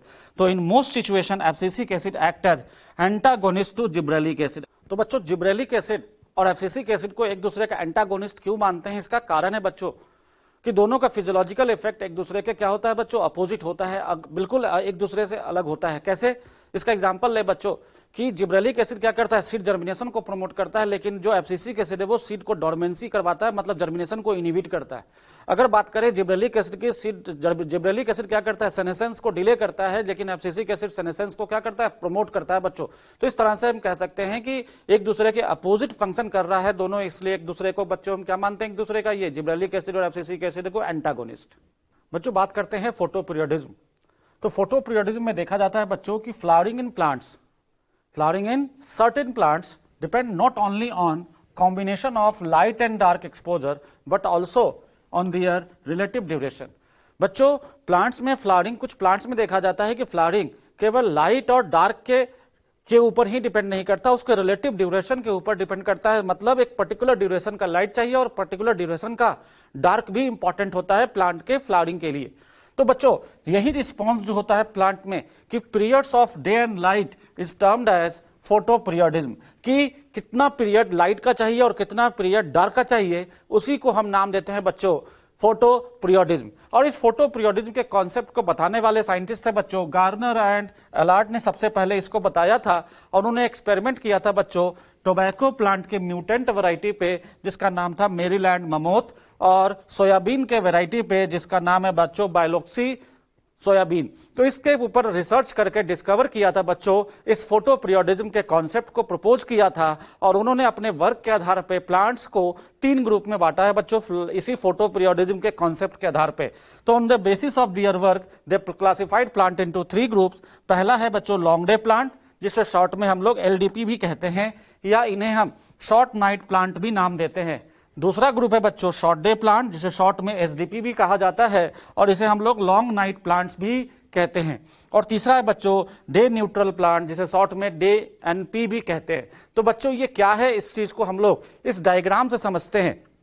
बच्चों यहां पे ध्यान देना है कि ये जो शेडेड कंडीशन दिख रहा है ये डार्क को लेना है, और ये जो ऊपर वाला एरिया है जो लाइट एरिया है बच्चों वो लाइट पीरियड को रिप्रेजेंट कर रहा है। तो ये एरिया हम लोग क्या ले रहे हैं बच्चों, जो शेडेड है वो क्या है, डार्क है, और जो शेडेड नहीं है वो क्या है, लाइट पीरियड को रिप्रेजेंट कर रहा है। और बच्चों फोटो पीरियडिज्म को समझने के लिए, फ्लावरिंग को समझने के लिए क्रिटिकल फोटो पीरियड इंपॉर्टेंट होता है, कि लाइट का जो क्रिटिकल ड्यूरेशन है वो इंपॉर्टेंट होता है। तो क्रिटिकल ड्यूरेशन के लिए बच्चों यहां पे जो लॉन्ग डे प्लांट होते हैं उनमें ऐसा देखा जाता है कि जो क्रिटिकल ड्यूरेशन है फोटो पीरियड का जो ड्यूरेशन है बच्चों, इस लाइनिंग को हम लोग क्रिटिकल फोटो पीरियड मान रहे हैं। तो जो लॉन्ग डे प्लांट होते हैं उनमें फ्लावरिंग तभी होगी बच्चों जब क्रिटिकल फोटो पीरियड से ज्यादा लाइट मिलेगा। क्रिटिकल फोटो पीरियड से जो जब ज्यादा लाइट मिलेगा तो हम देखेंगे उसमें फ्लावरिंग होगी, और अगर उससे कम लाइट मिला या कह ले कि ड्यूरेशन डार्क में, अगर डार्क में इसमें फ्लावरिंग नहीं होगी। तो फ्लावरिंग कब होगी बच्चों, जब इनमें लॉन्ग डे प्लांट में जब इनमें फ्लावरिंग तभी होगी जब लाइट का ड्यूरेशन क्या होगा बच्चों, क्रिटिकल ड्यूरेशन से क्रिटिकल फोटो पीरियड से ज्यादा होगा। ठीक उसी तरह से बात करते हैं बच्चों शॉर्ट डे प्लांट में। तो शॉर्ट डे प्लांट का मतलब होता है, नाम से ही समझना है बच्चों, शॉर्ट डे मतलब डे लाइट जो है, लाइट का पीरियड है वो यहां पे क्रिटिकल ड्यूरेशन से कम चाहिए। इसमें क्रिटिकल ड्यूरेशन, ये क्रिटिकल फोटो पीरियड है बच्चों। अगर आप देखोगे इसमें लाइन में तो यहां पे क्रिटिकल फोटो पीरियड से लाइट का ड्यूरेशन कम है, जबकि लॉन्ग डे प्लांट में यहां पर क्रिटिकल ड्यूरेशन से लाइट का पीरियड, ये पीरियड हम कह रहे हैं दोनों में यहां पे लाइनिंग खींचा है बच्चों। तो लॉन्ग डे प्लांट में इससे ज्यादा लाइट, क्रिटिकल फोटो पीरियड से ज्यादा लाइट चाहिए लॉन्ग डे प्लांट को, और जो शॉर्ट डे प्लांट है उसमें क्रिटिकल ड्यूरेशन के से हम कहते हैं कि कम लाइट मिलेगा, लेकिन डार्क पीरियड इसमें ज्यादा होना चाहिए। तो हम कहेंगे कि यहां पे शॉर्ट डे प्लांट को डार्क ज्यादा चाहिए और लाइट का ड्यूरेशन जो होता है बच्चों, क्रिटिकल ड्यूरेशन वो कम होना चाहिए। जबकि लॉन्ग डे प्लांट में लाइट ज्यादा होना चाहिए, क्रिटिकल ड्यूरेशन से ज्यादा लाइट होना चाहिए, जबकि डार्क ड्यूरेशन क्या होना चाहिए, कम होना चाहिए। तो दोनों का अपना अपना इंपॉर्टेंस है बच्चों, लाइट और डार्क का। तो फ्लावरिंग होने के लिए हम लॉन्ग डे प्लांट की बात करेंगे तो फ्लावरिंग के लिए क्रिटिकल ड्यूरेशन से ज्यादा लाइट मिलेगा बच्चों तो लॉन्ग डे प्लांट में फ्लावरिंग होगी, क्रिटिकल ड्यूरेशन से कम लाइट मिलेगा तो ही वहां पे हम देखेंगे कि फ्लावरिंग होगी। शॉर्ट डे प्लांट है बच्चों, फ्लावरिंग के लिए जो इंपॉर्टेंट होता है वो क्या होता है, डार्क, और डार्क के इंपॉर्टेंस के कारण डार्क इसको फ्लावरिंग के लिए इंड्यूस करता है। तो फ्लावरिंग कब होगा, डार्क इंपॉर्टेंट है इसके लिए, जबकि लॉन्ग डे प्लांट के लिए लाइट इंपॉर्टेंट होता है बच्चों फ्लावरिंग के लिए। तो लाइट ज्यादा मिलेगा तो ही इसमें फ्लावरिंग होगी, और यहाँ पे डार्क इंपॉर्टेंट होता है इसके फ्लावरिंग के लिए। जबकि अगर हम बात करें बच्चों डे न्यूट्रल प्लांट में तो लाइट और डार्क का पीरियड यहां पे बहुत ज्यादा इफेक्ट, सिग्निफिकेंट इफेक्ट नहीं डालता, ये कभी भी अपने अकॉर्डिंग फ्लावरिंग कर सकते हैं। यहां पे लाइट और डार्क का रिलेटिव ड्यूरेशन यहां पे फ्लावरिंग पे इंपैक्ट नहीं डालता, इसलिए इनको नाम दिया जाता है बच्चों डे न्यूट्रल प्लांट। तो ये तो बात हो गई बच्चों long day plant, short day plant और डे न्यूट्रल प्लांट किस तरह से लाइट और डार्क पर डिपेंडेंट होकर फ्लावरिंग करते हैं। अब इसके बाद बच्चों हर प्लांट के इंडिविजुअल हम लोग डिस्क्रिप्शन देखते हैं, और सबसे पहले बात करते हैं बच्चों शॉर्ट डे प्लांट की। शॉर्ट डे प्लांट क्या है, these plant flower on exposure to photo period shorter than their critical day length। तो अभी हम लोगों ने डायग्राम में देखा था बच्चों कि क्रिटिकल डे लेंथ से जो कम था ड्यूरेशन, फोटो पीरियड कितना मिलना चाहिए था, डे लेंथ से कम, तो लाइट कम मिलना चाहिए। शॉर्ट डे प्लांट को क्या चाहिए बच्चों, लाइट, क्रिटिकल डे लेंथ का लाइट क्या होना चाहिए, कम होना चाहिए, तब वो क्या करेगा, फ्लावरिंग करेगा। और इसके लिए जो क्रिटिकल होता है, डार्क पीरियड इज क्रिटिकल। तो इंपॉर्टेंट कौन होता है बच्चों शॉर्ट डे प्लांट के लिए, क्रिटिकल होता है यहाँ पे डार्क, जो कि फ्लावरिंग को डिसाइड करेगा। And it must be continuous, वो भी लगातार होना चाहिए, वो किसी भी तरह से इंटरप्टेड नहीं होना चाहिए। दिस देयरफॉर हम कह सकते हैं SDP is also called as long night plant. तो डार्क पीरियड ज्यादा कंटिन्यूअस है और बिना इंटरप्शन का होना चाहिए बच्चों, इसलिए इसे हम लॉन्ग नाइट प्लांट भी कहते हैं। अब क्यों बिना इंटरप्शन का होना चाहिए, इसको समझते हैं बच्चों। If this dark period is interrupted even with a brief exposure of light, अगर डार्क पीरियड के दौरान अगर थोड़ी देर के लिए भी लाइट दे दिया गया बच्चों, तो एसडीपी में फ्लावरिंग नहीं होगी। इसलिए हम कहते हैं कि जो dark period short day plant बनता है वो कैसा होना चाहिए, कंटिन्यूअस होना चाहिए। इसलिए डार्क पीरियड क्रिटिकल है, और डार्क पीरियड में किसी भी कारण से रेड लाइट मिल गया या लाइट का एक्सपोजर मिल गया बच्चों, तो हम कहेंगे वहां पे फ्लावरिंग नहीं होगा। इसलिए dark period short day plant के लिए क्या होना चाहिए, कंटिन्यूअस। और इसके कुछ एग्जाम्पल आपको याद रखने हैं बच्चों, जिसमें नाम आता है tobacco, soybean, xanthium, chrysanthemum, dahlia, sugarcane, cosmos, rice और बहुत सारे प्लांट्स है बच्चों। तो ये तो बात होगी शॉर्ट डे प्लांट के लिए। तो आपको यहां पे याद रखना है बच्चों कि क्रिटिकल डे लेंथ से शॉर्टर पीरियड चाहिए फोटो पीरियड, तभी फ्लावरिंग होगी। डार्क इसमें कंटिन्यूअस है और वो भी इंटरप्ट, बिना किसी इंटरप्शन के होना चाहिए, तभी इसमें फ्लावरिंग होगी। और अगर इंटरप्ट हो गया तो इसमें फ्लावरिंग नहीं होगी।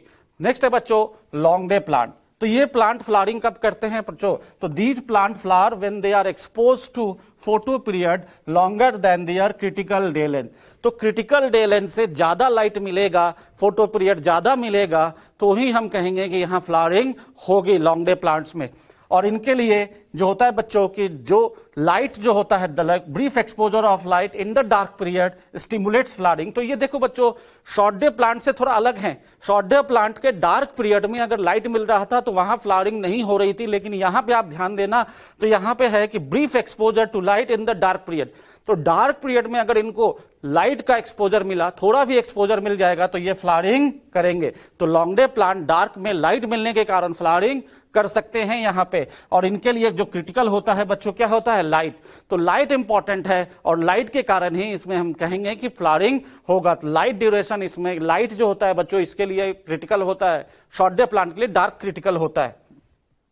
Gibberellin can induce flowering in long day plant even under non inductive photo period condition. इसका मतलब क्या होता है बच्चों कि मान लो किसी कारण से जितना लाइट का ड्यूरेशन लॉन्ग डे प्लांट को मिलना चाहिए था वो नहीं मिल पाया, नॉन इंडक्टिव का मतलब नहीं मिल पाया वो प्रॉपर रिस्पांस लाइट का, तो अगर हमने उसको जिब्रेलिन का ट्रीटमेंट कर दिया तो भी वो फ्लावरिंग कर देगा। तो इसलिए बच्चों आपको याद रखना है कि एलडीपी के लिए क्रिटिकल क्या है, लाइट, और ये फ्लावरिंग कब करेगा, जब क्रिटिकल डे लेंथ से ज्यादा लाइट मिलेगा तो फ्लावरिंग करेगा। और बाकी इसके एग्जाम्पल हैं बच्चों, हेनबैने हैं, स्पिनच है, सुगर बीट, वीट, लार्कस्पर, बार्ले, ये एग्जाम्पल आपको याद करने हैं बच्चों। और नेक्स्ट है बच्चों day neutral plants. Day neutral plants क्या होते हैं बच्चों, These plants do not need a specific light period for the flowering। इसके लिए कोई स्पेसिफिक लाइट पीरियड की जरूरत नहीं है कि इतना ड्यूरेशन लाइट का होना चाहिए, इतना ड्यूरेशन डार्क होना चाहिए। ये अपना इंडिपेंडेंट लाइट और डार्क के इंडिपेंडेंट अपना फ्लावरिंग करते रहते हैं। इसके एग्जाम्पल याद रखना है बच्चों, मेज, कॉटन, टोमेटो, सनफ्लावर, ककम्बर और भी बहुत सारे प्लांट होते हैं बच्चों जो कि डे न्यूट्रल प्लांट्स में आते हैं। तो ये तो बात होगी बच्चों कि फोटो पीरियडिज्म क्या है। तो बच्चों अभी हम लोगों ने बात की कि लाइट के ऊपर डिपेंडेंट होता है फ्लावरिंग, कि लाइट और डार्क ड्यूरेशन मिलना चाहिए तभी फ्लावरिंग होगा। तो बच्चों जब लाइट और डार्क ड्यूरेशन की बात करते हैं तो आखिर इस लाइट को रिसीव कौन करता है, कहां पे उसके सिग्नल रिसीव किए जाते हैं लाइट के, कि उसके रिस्पांस में फ्लावरिंग होता है। तो बच्चों जब रिसर्च हुआ इस पे तो देखा गया कि stimulation for critical photo period is perceived by leaf. Leaf इसको परसीव करता है, मतलब जो मैच्योर लीफ होते हैं बच्चों, वेजिटेटिव फेज के दौरान जब लीफ मैच्योर हो जाते हैं तो उसके बाद लाइट के रिस्पॉन्स को रिसीव किया जाता है और उसको रिसीव करके वहां पे एक हार्मोन बनाया जाता है बच्चों जिसका नाम है फ्लोरिजेन। तो फ्लोरिजेन हार्मोन बनता है बच्चों किसमें, प्लांट्स के लीफ में, और फिर वो लीफ से ट्रांसपोर्ट होकर कहां पर पहुंचते हैं? शूट टिप पे, क्योंकि हम जानते हैं बच्चों की जो फ्लावर बनता है इट इज मॉडिफाइड शूट।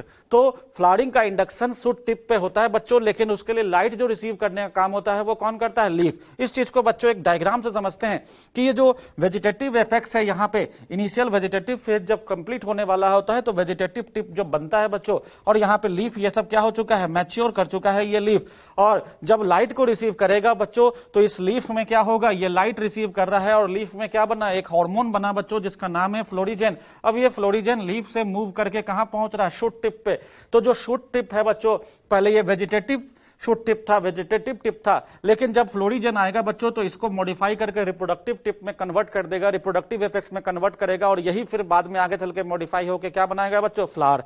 तो जो फ्लोरिजेन होता है बच्चों, ये एक हाइपोथेटिकल हार्मोन है, आज तक इसे आइसोलेट नहीं किया जा सका है प्लांट से। तो हमें ऐसा मानना है कि ऐसा ही इस लाइट को रिसीव करके प्लांट अपने लीफ में क्या बनाता है? फ्लोरिजेन। और फ्लोरिजेन फिर माइग्रेट करता है कहां? शूट टिप पे, और वो मॉडिफाई करता है शूट टिप को रिप्रोडक्टिव टिप में, और उसके कारण क्या बनता है? फ्लावरिंग आगे इंड्यूस होता है। तो ये migrate from leaf to shoot apices and induces flowering, flowering को इंड्यूस करता है। तो बच्चों लीफ में ऐसा क्या होता है जो लाइट को रिसीव करता है? क्योंकि लाइट को रिसीव करने का काम कोई ना कोई पिगमेंट्स करते हैं, तो साइंटिस्ट ने लीफ पर जब पता लगा लिया कि लाइट को रिसीव किया जा रहा है तो पता लगाना था कि आखिर कौन सा ऐसा स्ट्रक्चर है जो लीफ में लाइट को रिसीव कर रहा है। तो लाइफ में लाइट को रिसीव करने वाला स्ट्रक्चर जो लीफ में था बच्चों, लीफ के सेल में सेल मेम्ब्रेन जो है, सेल मेम्ब्रेन पे एक पिगमेंट था जिसका नाम है फाइटोक्रोम, और फाइटोक्रोम लाइट को रिसीव करके हार्मोन बनाने में बच्चों मदद कर रहा था। तो फ्लोरिजेन बनाने के लिए फाइटोक्रोम के द्वारा लाइट को रिसीव करना जरूरी था। तो ये तो बच्चों लाइट को रिसीव कहां किया जाता है उसको हमने डिस्कस किया। अब बच्चों बात करते हैं कि फाइटोक्रोम क्या होता है। तो फाइटोक्रोम बच्चों एक पिगमेंट है जिसे हम कहते हैं कि ये क्रोमोप्रोटीन्स हैं। ये क्या है? लाइट को रिसीव करने वाले एक पिगमेंट है जिसे नाम देते हैं क्रोमोप्रोटीन। मतलब ये जो पिगमेंट है बच्चों प्रोटीनेशियस नेचर का है और जो कलरफुल है। तो क्रोमोप्रोटीन्स वो होते हैं जिनमें कलर होता है बच्चों, तो क्रोमोप्रोटीन है, और ये लाइट सेंसिटिव पिगमेंट कहलाता है। क्या कहलाता है बच्चों? लाइट सेंसिटिव, लाइट को रिसीव करेगा। Which responsible for flowering induction and present in leaf. तो कहां पाया जाता है बच्चों? लीफ में, और रिस्पॉन्स करता है किस चीज के लिए? फ्लावरिंग इंडक्शन के लिए ये रिस्पॉन्सिबल होता है। ये बच्चों दो तरह के फॉर्म में पाया जाता है लीफ में। पहला फॉर्म होता है पीआर, जिसे फुल फॉर्म हम कहते हैं फाइटोक्रोम रेड, और दूसरा फॉर्म होता है पीएफआर, जिसे हम नाम देते हैं फाइटोक्रोम फार रेड। और ये जो नाम दिया गया है बच्चों, ये किस तरह के लाइट के वेवलेंथ के लाइट को एब्जॉर्ब करते हैं उस बेसिस पे नाम दिया गया है। जो रेड लाइट को एब्जॉर्ब करेगा, और वो रेड लाइट का वेवलेंथ क्या होगा बच्चों? 660 नैनोमीटर। तो जो 660 नैनोमीटर के लाइट को एब्जॉर्ब करेगा हम उसे नाम देंगे पीआर, और जो 730 नैनोमीटर के लाइट को एब्जॉर्ब करेगा हम उसका नाम देंगे पीएफआर। तो जो पीआर है वो 660 नैनोमीटर का लाइट एब्जॉर्ब कर रहा है, और जो पीएफआर है वो 730 नैनोमीटर का लाइट एब्जॉर्ब कर रहा है, जो फार रेड रीजन में आता है बच्चों। दोनों फॉर्म जो होता है फाइटोक्रोम का, ये फोटो बायोकेमिकली इंटरचेंजेबल होते हैं, मतलब आपस में ये इंटरचेंज हो सकते हैं। मतलब पीआर बदल सकता है पीएफआर में, और पीएफआर बदल सकता है पीआर में। तो कब और कैसे होता है बच्चों, इस इक्वेशन से हम समझते हैं। बच्चों इस तरफ पीआर है, पीआर है इस तरफ। अब ये बच्चों जब डे लाइट अवेलेबल होगा, दिन के समय जब लाइट अवेलेबल होगा बच्चों, तो उस समय जो लाइट अवेलेबल होगा वो 660 नैनोमीटर का लाइट अवेलेबल होगा। उस दौरान वो रेड लाइट को एब्जॉर्ब करेगा 660 नैनोमीटर का, और कन्वर्ट होता रहेगा बच्चों किसमें? पीएफआर में। कि दिन भर पीआर से पीएफआर बदलेगा और रात भर पीएफआर से पीआर में कन्वर्ट होता रहेगा, और इस तरह से इंटरचेंज होते रहते हैं बच्चों। तो आपको यहां पे ध्यान देना है कि कौन सा पिगमेंट किसके लिए ज्यादा इंपॉर्टेंट होता है बच्चों। तो याद रखना है कि जो पीआर है ये एलडीपी फ्लावरिंग को इनिबिट करेगा, लेकिन एसडीपी को स्टिमुलेट करेगा। तो बच्चों ऐसा क्यों है, समझना है बच्चों इसको, ऐसा होता क्यों है। तो बच्चों दिन भर क्या हो रहा है? पीआर से पीएफआर बनेगा, पीआर से पीएफआर बनेगा। तो जो लॉन्ग डे प्लांट है उनमें पीएफआर का अमाउंट, क्योंकि लॉन्ग डे प्लांट को लाइट ज्यादा चाहिए, तो ज्यादा अमाउंट में कौन बन जाएगा? पीआर कि पीएफआर। तो पीएफआर ज्यादा बनेगा बच्चों, क्योंकि क्रिटिकल डे लेंथ से ज्यादा लाइट चाहिए किसको? लॉन्ग डे प्लांट को। तो पूरे दिन भर क्या हो रहा है? लाइट मिल रहा है, तो पीआर से पीएफआर। तो पीएफआर का अमाउंट ज्यादा होगा तो हम कहेंगे एलडीपी में फ्लावरिंग स्टिमुलेट होगा। जबकि अगर पीएफआर का अमाउंट ज्यादा हो गया तो वो ज्यादा लाइट मिलेगा क्रिटिकल डे लेंथ से, तो शॉर्ट डे प्लांट फ्लावरिंग नहीं करते हैं, तो शॉर्ट डे प्लांट में पीएफआर क्या करेगा, फ्लावरिंग को इनहिबिट कर देगा। लेकिन जब डार्क पीरियड ज्यादा होगा बच्चों, तो डार्क पीरियड ज्यादा किसको चाहिए था, शॉर्ट डे प्लांट को। तो आप देखो डार्क पीरियड जब ज्यादा मिलेगा तो हम कहेंगे पीएफआर से पीआर में बदलेगा, तो पीआर का अमाउंट ज्यादा होगा एज कंपेयर टू पीएफआर, तो हम कहेंगे ये शॉर्ट डे प्लांट में फ्लावरिंग को स्टिमुलेट करेगा। तो जब पीएफआर ज्यादा होगा बच्चों, याद रखना है कि लॉन्ग डे प्लांट में फ्लावरिंग स्टिमुलेट होगा, और जब पीआर ज्यादा होगा तो शॉर्ट डे प्लांट में फ्लावरिंग स्टिमुलेट होगा। अब बच्चों ये जो फाइटोक्रोम है पीएफआर, दो फॉर्म है पीआर और पीएफआर, लेकिन ज्यादा एक्टिव फॉर्म कौन किसे माना जाता है, एक्टिव फॉर्म है पीएफआर, जो कि कंट्रोल करता है और भी दूसरे तरह के फाइटोफिजियोलॉजिकल प्रोसेसेस को प्लांट्स में, जैसे फ्लावरिंग को तो स्टिमुलेट कर ही रहा है, कंट्रोल कर ही रहा है, साथ साथ सीड जर्मिनेशन में भी इसका रोल देखने को मिलता है बच्चों, लेकिन वो हमारे डिस्कशन का पार्ट यहाँ पे नहीं है। तो हम लोग को यहाँ पे समझना है कि पीआर और पीएफआर का एक इंपॉर्टेंट रोल होता है फ्लावरिंग में भी और सीड जर्मिनेशन में भी। नेक्स्ट है बच्चों वर्नलाइजेशन, यारोबाइजेशन या स्प्रिंगिफिकेशन, कि फ्लावरिंग जो होता है बच्चों क्वांटिटेटिव या qualitative dependent on exposure to low temperature. मतलब कुछ प्लांट्स में देखने को मिलता है बच्चों की जो फ्लावरिंग है उसमें वो लो टेम्परेचर पे डिपेंडेंट होता है, और ये लो टेम्परेचर क्वालिटी वाइज भी और कुछ में क्वांटिटी वाइज चाहिए होता है। तो मान लो बच्चों जो लो टेम्परेचर है, मान लो 10 डिग्री का कोई टेम्परेचर मिलना है प्लांट को तभी वो फ्लावरिंग होगा। तो कुछ प्लांट ऐसे होते हैं बच्चों जो वो ऐसा मानते, ऐसा देखा जाता है कि उनमें कि अगर 10 डिग्री का टेम्परेचर अगर 10 दिन या 15 दिन मिला तो ही वो फ्लावरिंग करते हैं, अदरवाइज वो फ्लावरिंग नहीं करते हैं। तो हम बच्चे कहते हैं कि ये क्वांटिटेटिव रिक्वायरमेंट है लो टेम्परेचर का। लेकिन कुछ प्लांट ऐसे भी देखने को मिलते हैं कि बच्चों की वो 10 डिग्री का पर्टिकुलर टेम्परेचर, कुछ प्लांट में ऐसा देखने को मिलता है कि वो 10 डिग्री का पर्टिकुलर टेम्परेचर अगर वो 10 घंटे के लिए भी मिल गया, उस प्लांट को 10 घंटे के लिए मिल गया तो भी वो फ्लावरिंग के लिए तैयार हो जाते। तो हम इसे कहते हैं क्वालिटेटिव बच्चों की 10 डिग्री का टेम्परेचर 10 कुछ पर्टिकुलर ड्यूरेशन तक मिल जाए, और एक सेम डे ही मिल जाए, एक ही दिन के लिए मिल जाए या कुछ पर्टिकुलर ड्यूरेशन के लिए मिल जाए, तो हम कहेंगे कि वो क्वालिटेटिव डिपेंडेंटेड है। किसके ऊपर बच्चों, लो टेम्परेचर के ऊपर। मतलब वो लंबा ड्यूरेशन नहीं मांग रहा, वो पर्टिकुलर टेम्परेचर मांग रहा है कुछ ड्यूरेशन के लिए, अगर वो मिल जाएगा तो उसके अंदर फ्लावरिंग हो जाएगी। तो हम कह सकते हैं कि लो टेम्परेचर पे फ्लावरिंग डिपेंडेंट है, क्वालिटी वाइज भी और क्वांटिटेटिव वाइज भी। तो ये जो फ्लावरिंग है इसी फेनोमेना को नाम दिया जाता है बच्चों वर्नलाइजेशन, की यही वर्नलाइजेशन है कि लो टेम्परेचर के ऊपर किस पर क्या डिपेंडेंट है, फ्लावरिंग।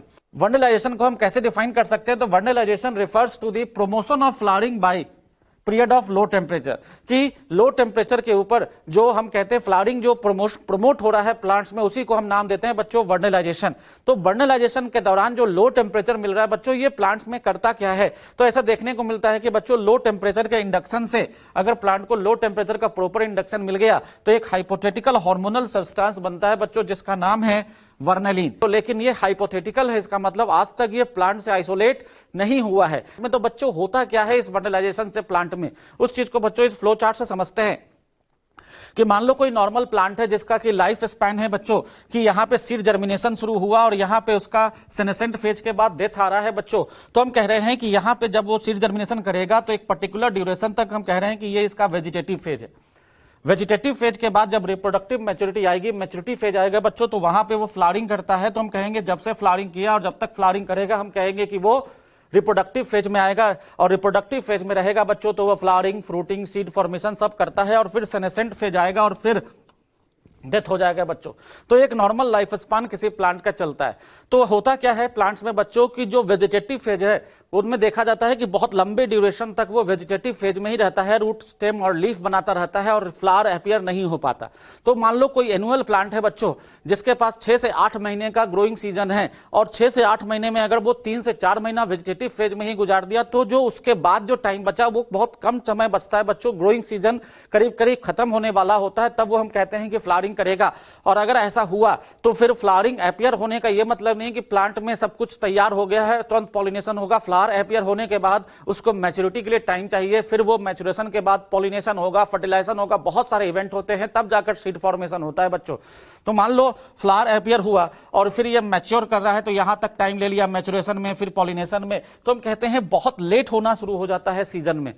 तो इसके कारण से वो प्लांट में जल्दी जल्दी फ्लावरिंग इंड्यूस करने के बाद वो क्या करता है, वो मैच्योरेशन की तरफ ले जाएगा फ्लावर को, फिर पॉलिनेशन, फर्टिलाइजेशन, जिसके कारण क्वालिटेटिव और क्वांटिटेटिव डैमेज भी यहां पे प्रोडक्टिविटी में देखने को मिल सकता है। तो वैसे कंडीशन में अगर हमने इस तरह के प्लांट में जो कि ग्रोइंग सीजन में लेट हो जाते हैं, उस तरह के प्लांट को अगर हमने चिलिंग ट्रीटमेंट पहले से कर दिया होता है बच्चों, कि मान लो उसके सीड हो या उसके प्रोपेग्यूल्स हो या जो छोटे छोटे प्लांटलेट्स होते हैं, अगर हमने उसको चिलिंग ट्रीटमेंट दे दिया, मतलब वर्नलाइज अगर पहले से कर दिया, तो वो बच्चों वर्नलाइजेशन करेगा क्या, उसमें वर्नलिन करेगा क्या, वो क्या करेगा, वेजिटेटिव फेज को शॉर्ट कर देगा बच्चों। पहले वेजिटेटिव फेज इसी प्लांट का बच्चों इस जगह आ रहा था, लेकिन अब जब होगा अगर हमने वर्नलाइज कर दिया तो वेजिटेटिव फेज के जो होगा वो क्या होगा, शॉर्ट हो जाएगा और अर्ली फ्लावरिंग इंड्यूस हो जाएगी बच्चों। आप देखो पहले फ्लावरिंग यहां पे हो रहा था इस पोजीशन पे टाइम में, लेकिन अब फ्लावरिंग क्या हो गया, पहले हो गया अर्ली फ्लावरिंग इंड्यूस करवा दिया वर्नलाइजेशन के कारण, और अर्ली फ्लावरिंग के कारण क्या होगा बच्चों, यहां पे अब इसके पास मैच्योरिटी का टाइम बहुत ज्यादा होगा ताकि आसानी से फ्लावर क्या हो जाए, मैच्योर कर जाए। तो मैच्योरिटी टाइम दे सकता है वर्नलाइजेशन बच्चों फ्लावर को, और अगर फ्लावर प्रॉपर तरीके से मैच्योर हो गए तो फिर पॉलिनेशन, फर्टिलाइजेशन और सीड फॉर्मेशन आसानी से होगा। तो अर्ली फ्लावरिंग करवाकर बच्चों वर्नलाइजेशन, अर्ली फ्लावरिंग करवाकर क्या करता है, प्रॉपर टाइम देता है उस प्लांट को मैच्योरिटी को अटेंड करने के बाद, फ्लावरिंग करने के साथ साथ वेजिटेटिव फेज को शॉर्ट करके ये अर्ली फ्लावरिंग करवाकर वो फ्लावर आसानी से बच्चों मैच्योर हो जाता है, और इसके कारण फिर आसानी से प्रोडक्टिविटी भी अच्छा होगा और क्वालिटी भी अच्छा देखने को मिलता है फिर बच्चों। तो ये यहां तक तो बात हो गई कि ये रिप्रोडक्टिव फेज इसने प्रोलॉन्ग कर दिया, वेजिटेटिव फेज को शॉर्ट करता था कि यहां पे मैच्योरिटी टाइम के दौरान, रिप्रोडक्टिव फेज के दौरान इसको प्रॉपर टाइम मिले अपने आप को मैच्योर करके फ्लावरिंग, फ्रूटिंग और सीड फॉर्मेशन करने का, और फिर सेनेसेंट फेज आएगा और डेथ हो जाएगा। तो बच्चों वर्नलाइजेशन ने किया क्या, कुछ ज्यादा नहीं, बस उसने वेजिटेटिव फेज को शॉर्ट कर अर्ली फ्लावरिंग इंड्यूस करवा दी ताकि वो उस प्लांट को प्रॉपर टाइम मिल जाए अपने आप को अच्छे से मैच्योर करके क्वालिटी और क्वांटिटेटिव दोनों तरीके से अपने प्रोडक्टिविटी को बढ़ाने का। अब बच्चों वर्नलाइजेशन की बात करते हैं, तो वर्नलाइजेशन के लिए कुछ रिक्वायरमेंट होता है अगर सक्सेसफुल वर्नलाइजेशन होना है बच्चों। तो पहला है एक्टिवली डिवाइडिंग सेल, सेल को एक्टिवली डिवाइड करना होना चाहिए, वहां पे लो टेम्परेचर का ट्रीटमेंट होना चाहिए, पीरियड एक पर्टिकुलर ड्यूरेशन का, एरोबिक रेस्पिरेशन ताकि ज्यादा एनर्जी मिल सके बच्चों, क्योंकि यहां पे एक्टिवली डिवाइडिंग सेल्स हैं। प्रॉपर वाटर भी मिलना चाहिए, हाइड्रेशन भी प्रॉपर होना चाहिए, और साथ साथ ऑप्टिमम न्यूट्रिशन मिलना चाहिए। तो ऑप्टिमम न्यूट्रिशन मिलेगा तो ग्रोथ अच्छा होगा। अब बच्चों वर्नलाइजेशन के कुछ एग्जांपल्स को समझते हैं कि देखा जाता है कि कुछ इंपॉर्टेंट फूड प्लांट्स हैं जो इंडिया की बात कर रहे हैं बच्चों, वीट, बार्ली, राय, ये जो प्लांट है इंडिया में दो वैरायटी होते हैं। तो बच्चों दो तरह के वैरायटी होते हैं, एक होता है स्प्रिंग वैरायटी और दूसरा होता है विंटर वैरायटी। तो दो तरह के वैरायटी इंडिया में हम देखते हैं बच्चों इस सब प्लांट्स के, एक होता है स्प्रिंग वैरायटी और दूसरा होता है विंटर वैरायटी। अब यहाँ पे बच्चों सीजन के आधार पे समझते हैं कि कब फ्लावरिंग इसमें प्रॉपर इंड्यूस होगा और उसके कारण प्रोडक्टिविटी देखने को मिलेगा। तो बच्चों ये ऑटम सीजन है, विंटर में जहां पे लो टेम्परेचर होता है, स्प्रिंग सीजन, फिर समर सीजन आता है बच्चों। जो स्प्रिंग वैरायटी है, ये जो स्प्रिंग वैरायटी है बच्चों, यहाँ पे ये जो स्प्रिंग वैरायटी है, स्प्रिंग वैरायटी को हम शो कब करते हैं, सीड शो कब करते हैं सॉइल में। तो स्प्रिंग वैरायटी के लिए जो सीड शो करते हैं बच्चों वो कब करते हैं, स्प्रिंग में। वो सीड जर्मिनेट करेगा, प्लांट के रूप में डेवलप करेगा, फिर उसमें मैच्योरिटी आएगी और साथ साथ क्या होगा बच्चों, फ्लावरिंग अपीयर होगा और उसे हार्वेस्ट कर लेते हैं हम लोग समर में। तो समर में हम लोग क्या करते हैं बच्चों, हार्वेस्ट कर लेते हैं। तो स्प्रिंग वैरायटी में क्या होगा, स्प्रिंग वैरायटी में स्प्रिंग सीजन में हमने उसको शो किया, फिर प्लांट बना, मैच्योरिटी आई और मैच्योरिटी के साथ साथ वो हार्वेस्ट कर लिया गया, सीड बनने के बाद हार्वेस्ट कर लिया गया स्प्रिंग वैरायटी में। तो स्प्रिंग वैरायटी को हम कह सकते हैं यहाँ पे विंटर की जरूरत नहीं होती है। लेकिन जो विंटर वैरायटी होता है बच्चों, इसी मान लो वीट का एग्जांपल लें, तो वीट का जो विंटर वैरायटी होता है, अगर वीट जो विंटर वैरायटी है, however if planted in spring, अगर हमने उसको स्प्रिंग में हमने शो किया यहाँ पे विंटर वैरायटी को, तो वो नॉर्मली फेल टू फ्लावर, वो फ्लावरिंग भी नहीं करता and produce mature grains with in span of flowering season. अगर हमने विंटर वैरायटी को स्प्रिंग सीजन में शो कर दिया तो वो फ्लावरिंग तक नहीं करता और वो अच्छे से मैच्योर ग्रेन भी नहीं बना पाता। इसलिए बच्चों जो वीट का जो विंटर वैरायटी है, मान लो इस वीट का एग्जांपल ले रहे हैं, तो वीट का जो विंटर वैरायटी है बच्चों, विंटर वैरायटी को हमें ऑटम में शो करना होता है। ऑटम में सीड शो करेंगे तो सीड जर्मिनेट होकर सीडलिंग बनेगा, छोटे छोटे प्लांटलेट होते हैं बच्चों, सीडलिंग बनेगा और सीडलिंग का ग्रोथ होगा किसमें, तो ये सीडलिंग जो बनाएगा बच्चों, ये विंटर सीजन में सीडलिंग बना लेगा, छोटे छोटे प्लांट के रूप में ग्रो कर जाएगा और पूरे विंटर वो ग्रोथ करता रहेगा बच्चों, पूरे विंटर क्या करेगा, ग्रोथ करता रहेगा, और ग्रोथ करने के बाद जब स्प्रिंग आएगा तो बच्चों उस प्लांट में फ्लावरिंग होगी, क्योंकि स्प्रिंग सीजन में यहाँ पे फ्लावरिंग हो रही है इस प्रोसेस, और लो टेम्परेचर के इंडक्शन के कारण हो रहा है, इसलिए हम लोग वनडलाइजेशन को स्प्रिंगिफिकेशन भी कहते हैं बच्चों, कि वहां पे मैक्सिमम फ्लावरिंग हम मैक्सिमम प्लांट में देखते हैं, बहुत सारे प्लांट्स में देखते हैं कि स्प्रिंग सीजन में फ्लावरिंग होती है। तो यहाँ पे स्प्रिंग सीजन में फ्लावरिंग हुआ, इसलिए हम कह रहे हैं बच्चों स्प्रिंगिफिकेशन का तरीका है ये। अब ये बच्चों जो स्प्रिंग सीजन में इसमें फ्लावरिंग होगी, फिर फ्लावर मैच्योरिटी में आएगा, फिर सीड फॉर्मेशन, फ्रूटिंग सब कुछ होगा बच्चों, और हम कहेंगे कि फिर हार्वेस्ट करेंगे इसे भी कहां, समर में। तो ये तरीका है बच्चों। अगर विंटर वैरायटी से हमें प्रोडक्टिविटी लेना है तो हमें उसे ऑटम में शो करना होगा, मींस विंटर के शुरू होने से पहले शो करना होगा, ताकि वो प्लांटलेट ग्रो करे, और ग्रो करने के साथ साथ वो लोड विंटर मिलना चाहिए इसको। तो हम कह सकते हैं कि जो अगर पूछा जाए बच्चों कि स्प्रिंग वैरायटी और विंटर वैरायटी में बताओ लो टेम्परेचर का इंडक्शन किसको चाहिए, वनडलाइजेशन का इंडक्शन किसको चाहिए, तो हम कह सकते हैं विंटर वैरायटी को अगर विंटर सीजन नहीं मिला, लो टेम्परेचर नहीं मिला, तो ये फ्लावरिंग नहीं करेंगे। तो हम यहाँ पे कहते हैं ये सारे प्लांट्स पे लागू नहीं होता बच्चों, कुछ प्लांट ऐसे होते हैं जो कि वनडलाइजेशन का रिक्वायरमेंट रखते हैं। तो ये तो बात हो गई बच्चों की किस तरह से हम वनडलाइजेशन को समझ सकते हैं दो अलग अलग वैरायटीज में। तो हम कह सकते हैं स्प्रिंग वैरायटी को वनडलाइजेशन की जरूरत नहीं है, लेकिन विंटर वैरायटी को वनडलाइजेशन की जरूरत होती है। अब बच्चों spring variety they are normally planted in the spring, जो कि मैं आपको फ्लो चार्ट से दिख रहा है, they come to flower and produce mature grain before the end of growing season. तो ग्रोइंग सीजन के खत्म होने से पहले हम कह सकते हैं कि ये अपना मैच्योर ग्रेन दे देगा, जिसे हम हार्वेस्ट कर लेंगे। लेकिन जो विंटर वैरायटी है बच्चों, they are planted in late autumn. Late autumn मतलब अक्टूबर के आसपास, हम अक्टूबर नवंबर अर्ली में हम कहेंगे लेट ऑटम जो होता है, उस समय हम इसे प्लांट सो करते हैं सीड को, they germinate and over winter come out as a small seedling. तो विंटर के दौरान ये छोटे छोटे प्लांट्स के रूप में रहता है, and resume growth in the spring, और स्प्रिंग में दोबारा अपने ग्रोथ को मैक्सिमम करता है और फ्लावरिंग करता है, और फिर हम हार्वेस्ट करते हैं बच्चों कब, मिड समर में। तो इस तरह से हम देखते हैं कि वनडलाइजेशन की जरूरत विंटर वैरायटी को होती है। अब बच्चों इसी वनडलाइजेशन में बात करें, एक दूसरा एग्जांपल है वनडलाइजेशन का कि बाइनियल प्लांट में देखने को मिलता है वनडलाइजेशन। जैसे कि एग्जांपल है बाइनियल प्लांट का बच्चों सुगर बीट, कैबेज, कैरोट। और बाइनियल प्लांट्स जो होते हैं बच्चों मोनोकार्पिक होते हैं, मतलब लाइफ में एक ही बार वो फ्लावरिंग फ्रूटिंग करते हैं। तो बच्चों जो बाइनियल प्लांट होते हैं वो करते क्या है, फर्स्ट सीजन में they germinate and they resume and ultimately attain maturity. तो फर्स्ट सीजन में वो जर्मिनेट करता है, ग्रोथ को रिज्यूम करता है और वो मैच्योरिटी अटेन कर लेता है। और जब सेकंड सीजन होता है बच्चों, they flower and then form fruits. तो वानिल प्लांट्स क्या होते हैं बच्चों, फर्स्ट 2 सीजन उनको चाहिए। पहले सीजन में वो वेजिटेटिव ग्रोथ दिखाते हैं और दूसरे सीजन में वो रिप्रोडक्टिव ग्रोथ और सेनेसेंट फेज और डेथ होता है बच्चों।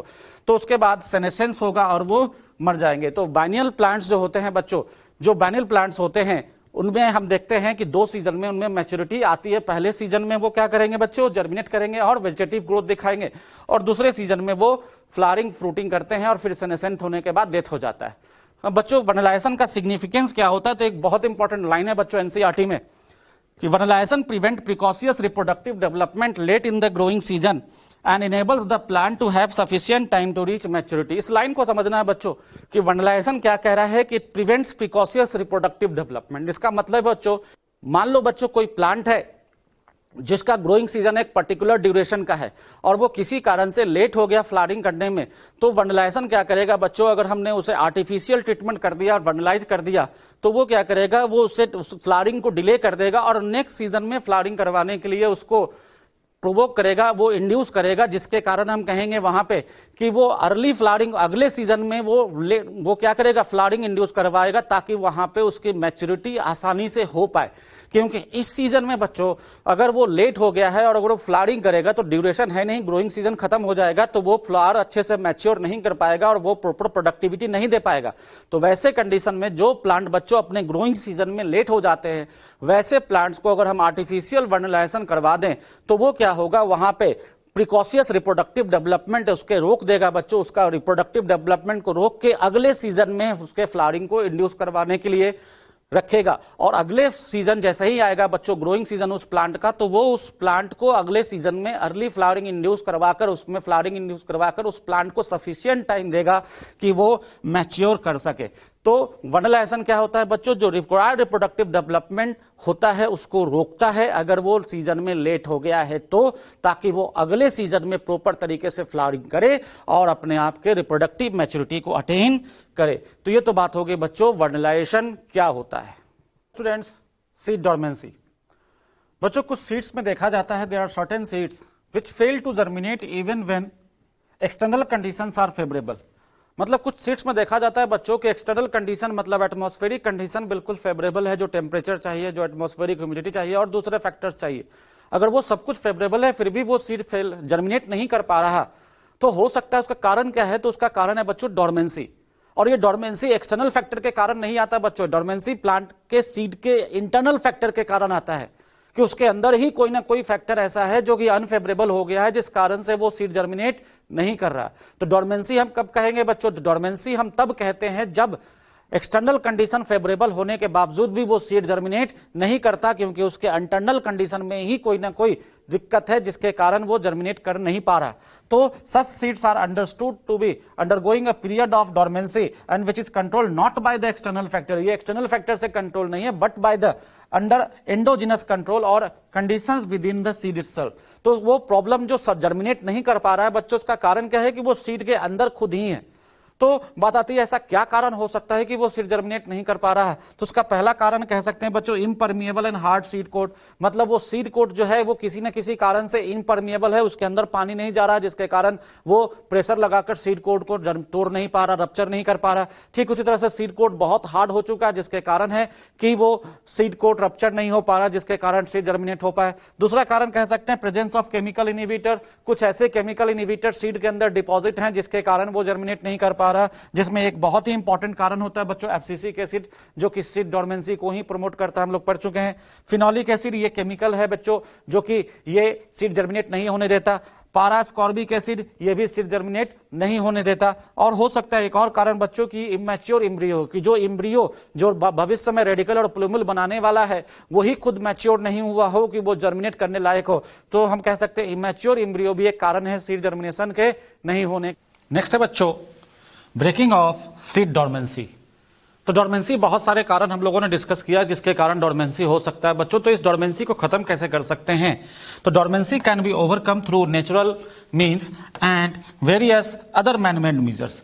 तो हम लोग देख सकते हैं बच्चों कि ये जो डोरमेंसी है वो नेचुरल तरीके से भी खत्म हो सकता है और दूसरे मैनमेड तरीके से भी खत्म हो सकता है। और इस चीज को बच्चों हम लोग दो पार्ट में बांट सकते हैं, बाय नेचुरल वे और दूसरा होता है बच्चों आर्टिफिशियल वे। तो नेचुरल वे और आर्टिफिशियल वे से हम डोरमेंसी को खत्म कर सकते हैं, ब्रेक कर सकते हैं बच्चों। तो आगे डिस्कस करते हैं कि आखिर कैसे ये होगा। तो पहला डिस्कस कर रहे हैं बच्चों बाय नेचुरल वे। तो नेचुरल वे में डोरमेंसी कैसे खत्म होता है? तो पहला तरीका है एक्शन ऑफ सनलाइट, कि सनलाइट का अगर हम एक्शन कर दे, उस पर सनलाइट के यूज कर ले, तो हम देख सकते हैं कि exposure to sunlight breakdown of germination inhibitor. तो जो सीड के अंदर जर्मिनेशन इनहिबिटर अगर कोई होगा तो सनलाइट के एक्शन से बच्चों वो डिस्ट्रॉय हो जाएगा, जिसके कारण सीड डोरमेंसी खत्म हो जाएगा। फिर दूसरा है बच्चों एक्शन ऑफ हीट। हीट का एक्शन करें मतलब एक्सपोजर दे दे बच्चों सीड को, किस चीज का? हीट का, जिसके कारण भी हम कहते हैं कि ये जर्मिनेशन इनहिबिटर वहां पे क्या होगा? डिस्ट्रॉय होगा और सीड जर्मिनेट करना शुरू कर देगा, डोरमेंसी वहां पे खत्म हो जाएगा। फिर बच्चों है नेचुरल तरीके में ही कि passage through digestive tract of animal. तो passage through digestive tract of animal में क्या होता है बच्चों कि when seed pass through digestive tract of animals hard seed coat, जो हार्ड सीड कोट होता है बच्चों वो सॉफ्ट हो जाता है, क्योंकि डाइजेस्टिव ट्रैक्ट ऑफ एनिमल में जाकर वहां पे एंजाइमेटिक एक्शन होगा और वो एंजाइम उस हार्ड सीड कोट को सॉफ्ट बना देगा, जिसके कारण वो सॉफ्ट सीड कोट अगर हो जाएगा बच्चों तो जर्मिनेशन हो जाएगा। क्योंकि डाइजेस्टिव ट्रैक्ट से डाइजेशन होने के बाद, क्योंकि वो digest seed coat hard seed coat वो डाइजेस्टिव ट्रैक्ट में डाइजेस्ट हो नहीं पाएगा, जिसके कारण वो फीकल मैटर से बाहर आ जाएगा और सॉइल में आते ही फीकल मैटर में वो, क्योंकि वो हार्ड सीड कोट सॉफ्ट हो चुका है तो वो दोबारा जर्मिनेट हो जाएगा। फिर बच्चों एंजाइमेटिक एक्शन के दौरान जो केमिकल इनहिबिटर्स, जो अंदर इनहिबिटर्स होते हैं उसके ऊपर, वो भी क्या होते हैं? खत्म हो जाते हैं एंजाइमेटिक एक्शन से। तो ये तो बात हो गई बच्चों नेचुरल तरीके से कैसे डोरमेंसी को ओवरकम किया जा सकता है। फिर बात करते हैं बच्चों आर्टिफिशियल तरीका जिससे डोरमेंसी खत्म किया जा सकता है। और पहला होता है बच्चों स्ट्रैटिफिकेशन।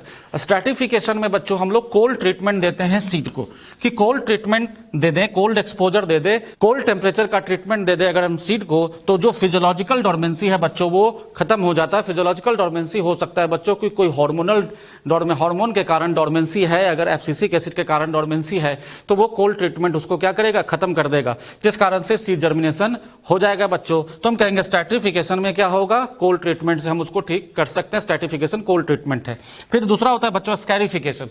स्कैरिफिकेशन में क्या होता है? It is the breaking of dormancy by nicking seed coat. Seed coat जो हार्ड सीड कोट है बच्चों उसको ठीक करना होता है, उसको हम पतला करना होता है उसको हम इस तरह से तैयार करते हैं ताकि वो जर्मिनेट करने लायक बन सके, जिसमें कि हम शार्प नाइफ, तेज चाकू यूज कर सकते हैं। चाकू से हम उसे खुरच दे बच्चों, उसको हटा दे सीड कोड को, ताकि वो आसानी से जर्मिनेट कर जाए, हार्ड सीड कोड में पानी आसानी से एब्जॉर्ब हो जाए। इस तरह के तरीके से हम हार्ड सीड को हम पतला करके बच्चों सीड जर्मिनेट करवा सकते हैं, डोरमेंसी खत्म कर सकते हैं। एब्रेड सीड विथ सैंड पेपर, जो सैंड पेपर होता है बच्चों उससे हम उसको रब कर दें, जिसके कारण वहां पे जो हार्ड सीड कोट है वो सॉफ्ट हो जाए, जिसके कारण वो क्या हो जाए, जर्मिनेट कर जाए। और तीसरा है विग्रस सेकिंग, कि बहुत तेजी से सेकिंग कर दे बच्चों सीड को, जिसके कारण उसके अंदर हीट जनरेट होगा और उसके अंदर जो इनिबिटर्स प्रेजेंट होंगे वो क्या हो जाएंगे बच्चों, खत्म हो जाएंगे, डिस्ट्रॉय हो जाएंगे।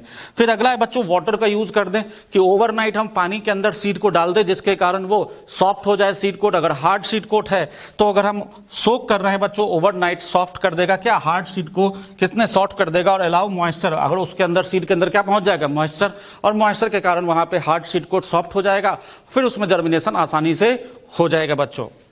और नेक्स्ट है एप्लीकेशन ऑफ सर्टेन केमिकल्स, कुछ केमिकल का ट्रीटमेंट भी कर सकते हैं बच्चों, जिसके कारण वहां पे डोरमेंसी खत्म किया जा सकता है। इसमें नाम आता है बच्चों जिब्रेलिक एसिड और नाइट्रेट्स का, are use to break seed dormancy. तो ये जिब्रेलिक एसिड और जो नाइट्रेट्स है बच्चों, ये भी केमिकल के रूप में यूज होता है जो कि डोरमेंसी को खत्म करता है। तो ये तो बात हो गई बच्चों कि किस तरह से हम सीड डोरमेंसी को समझना है, किस तरह से हम डोरमेंसी को खत्म कर सकते हैं। नेक्स्ट है स्टूडेंट सम एक्स्ट्रा पॉइंट्स।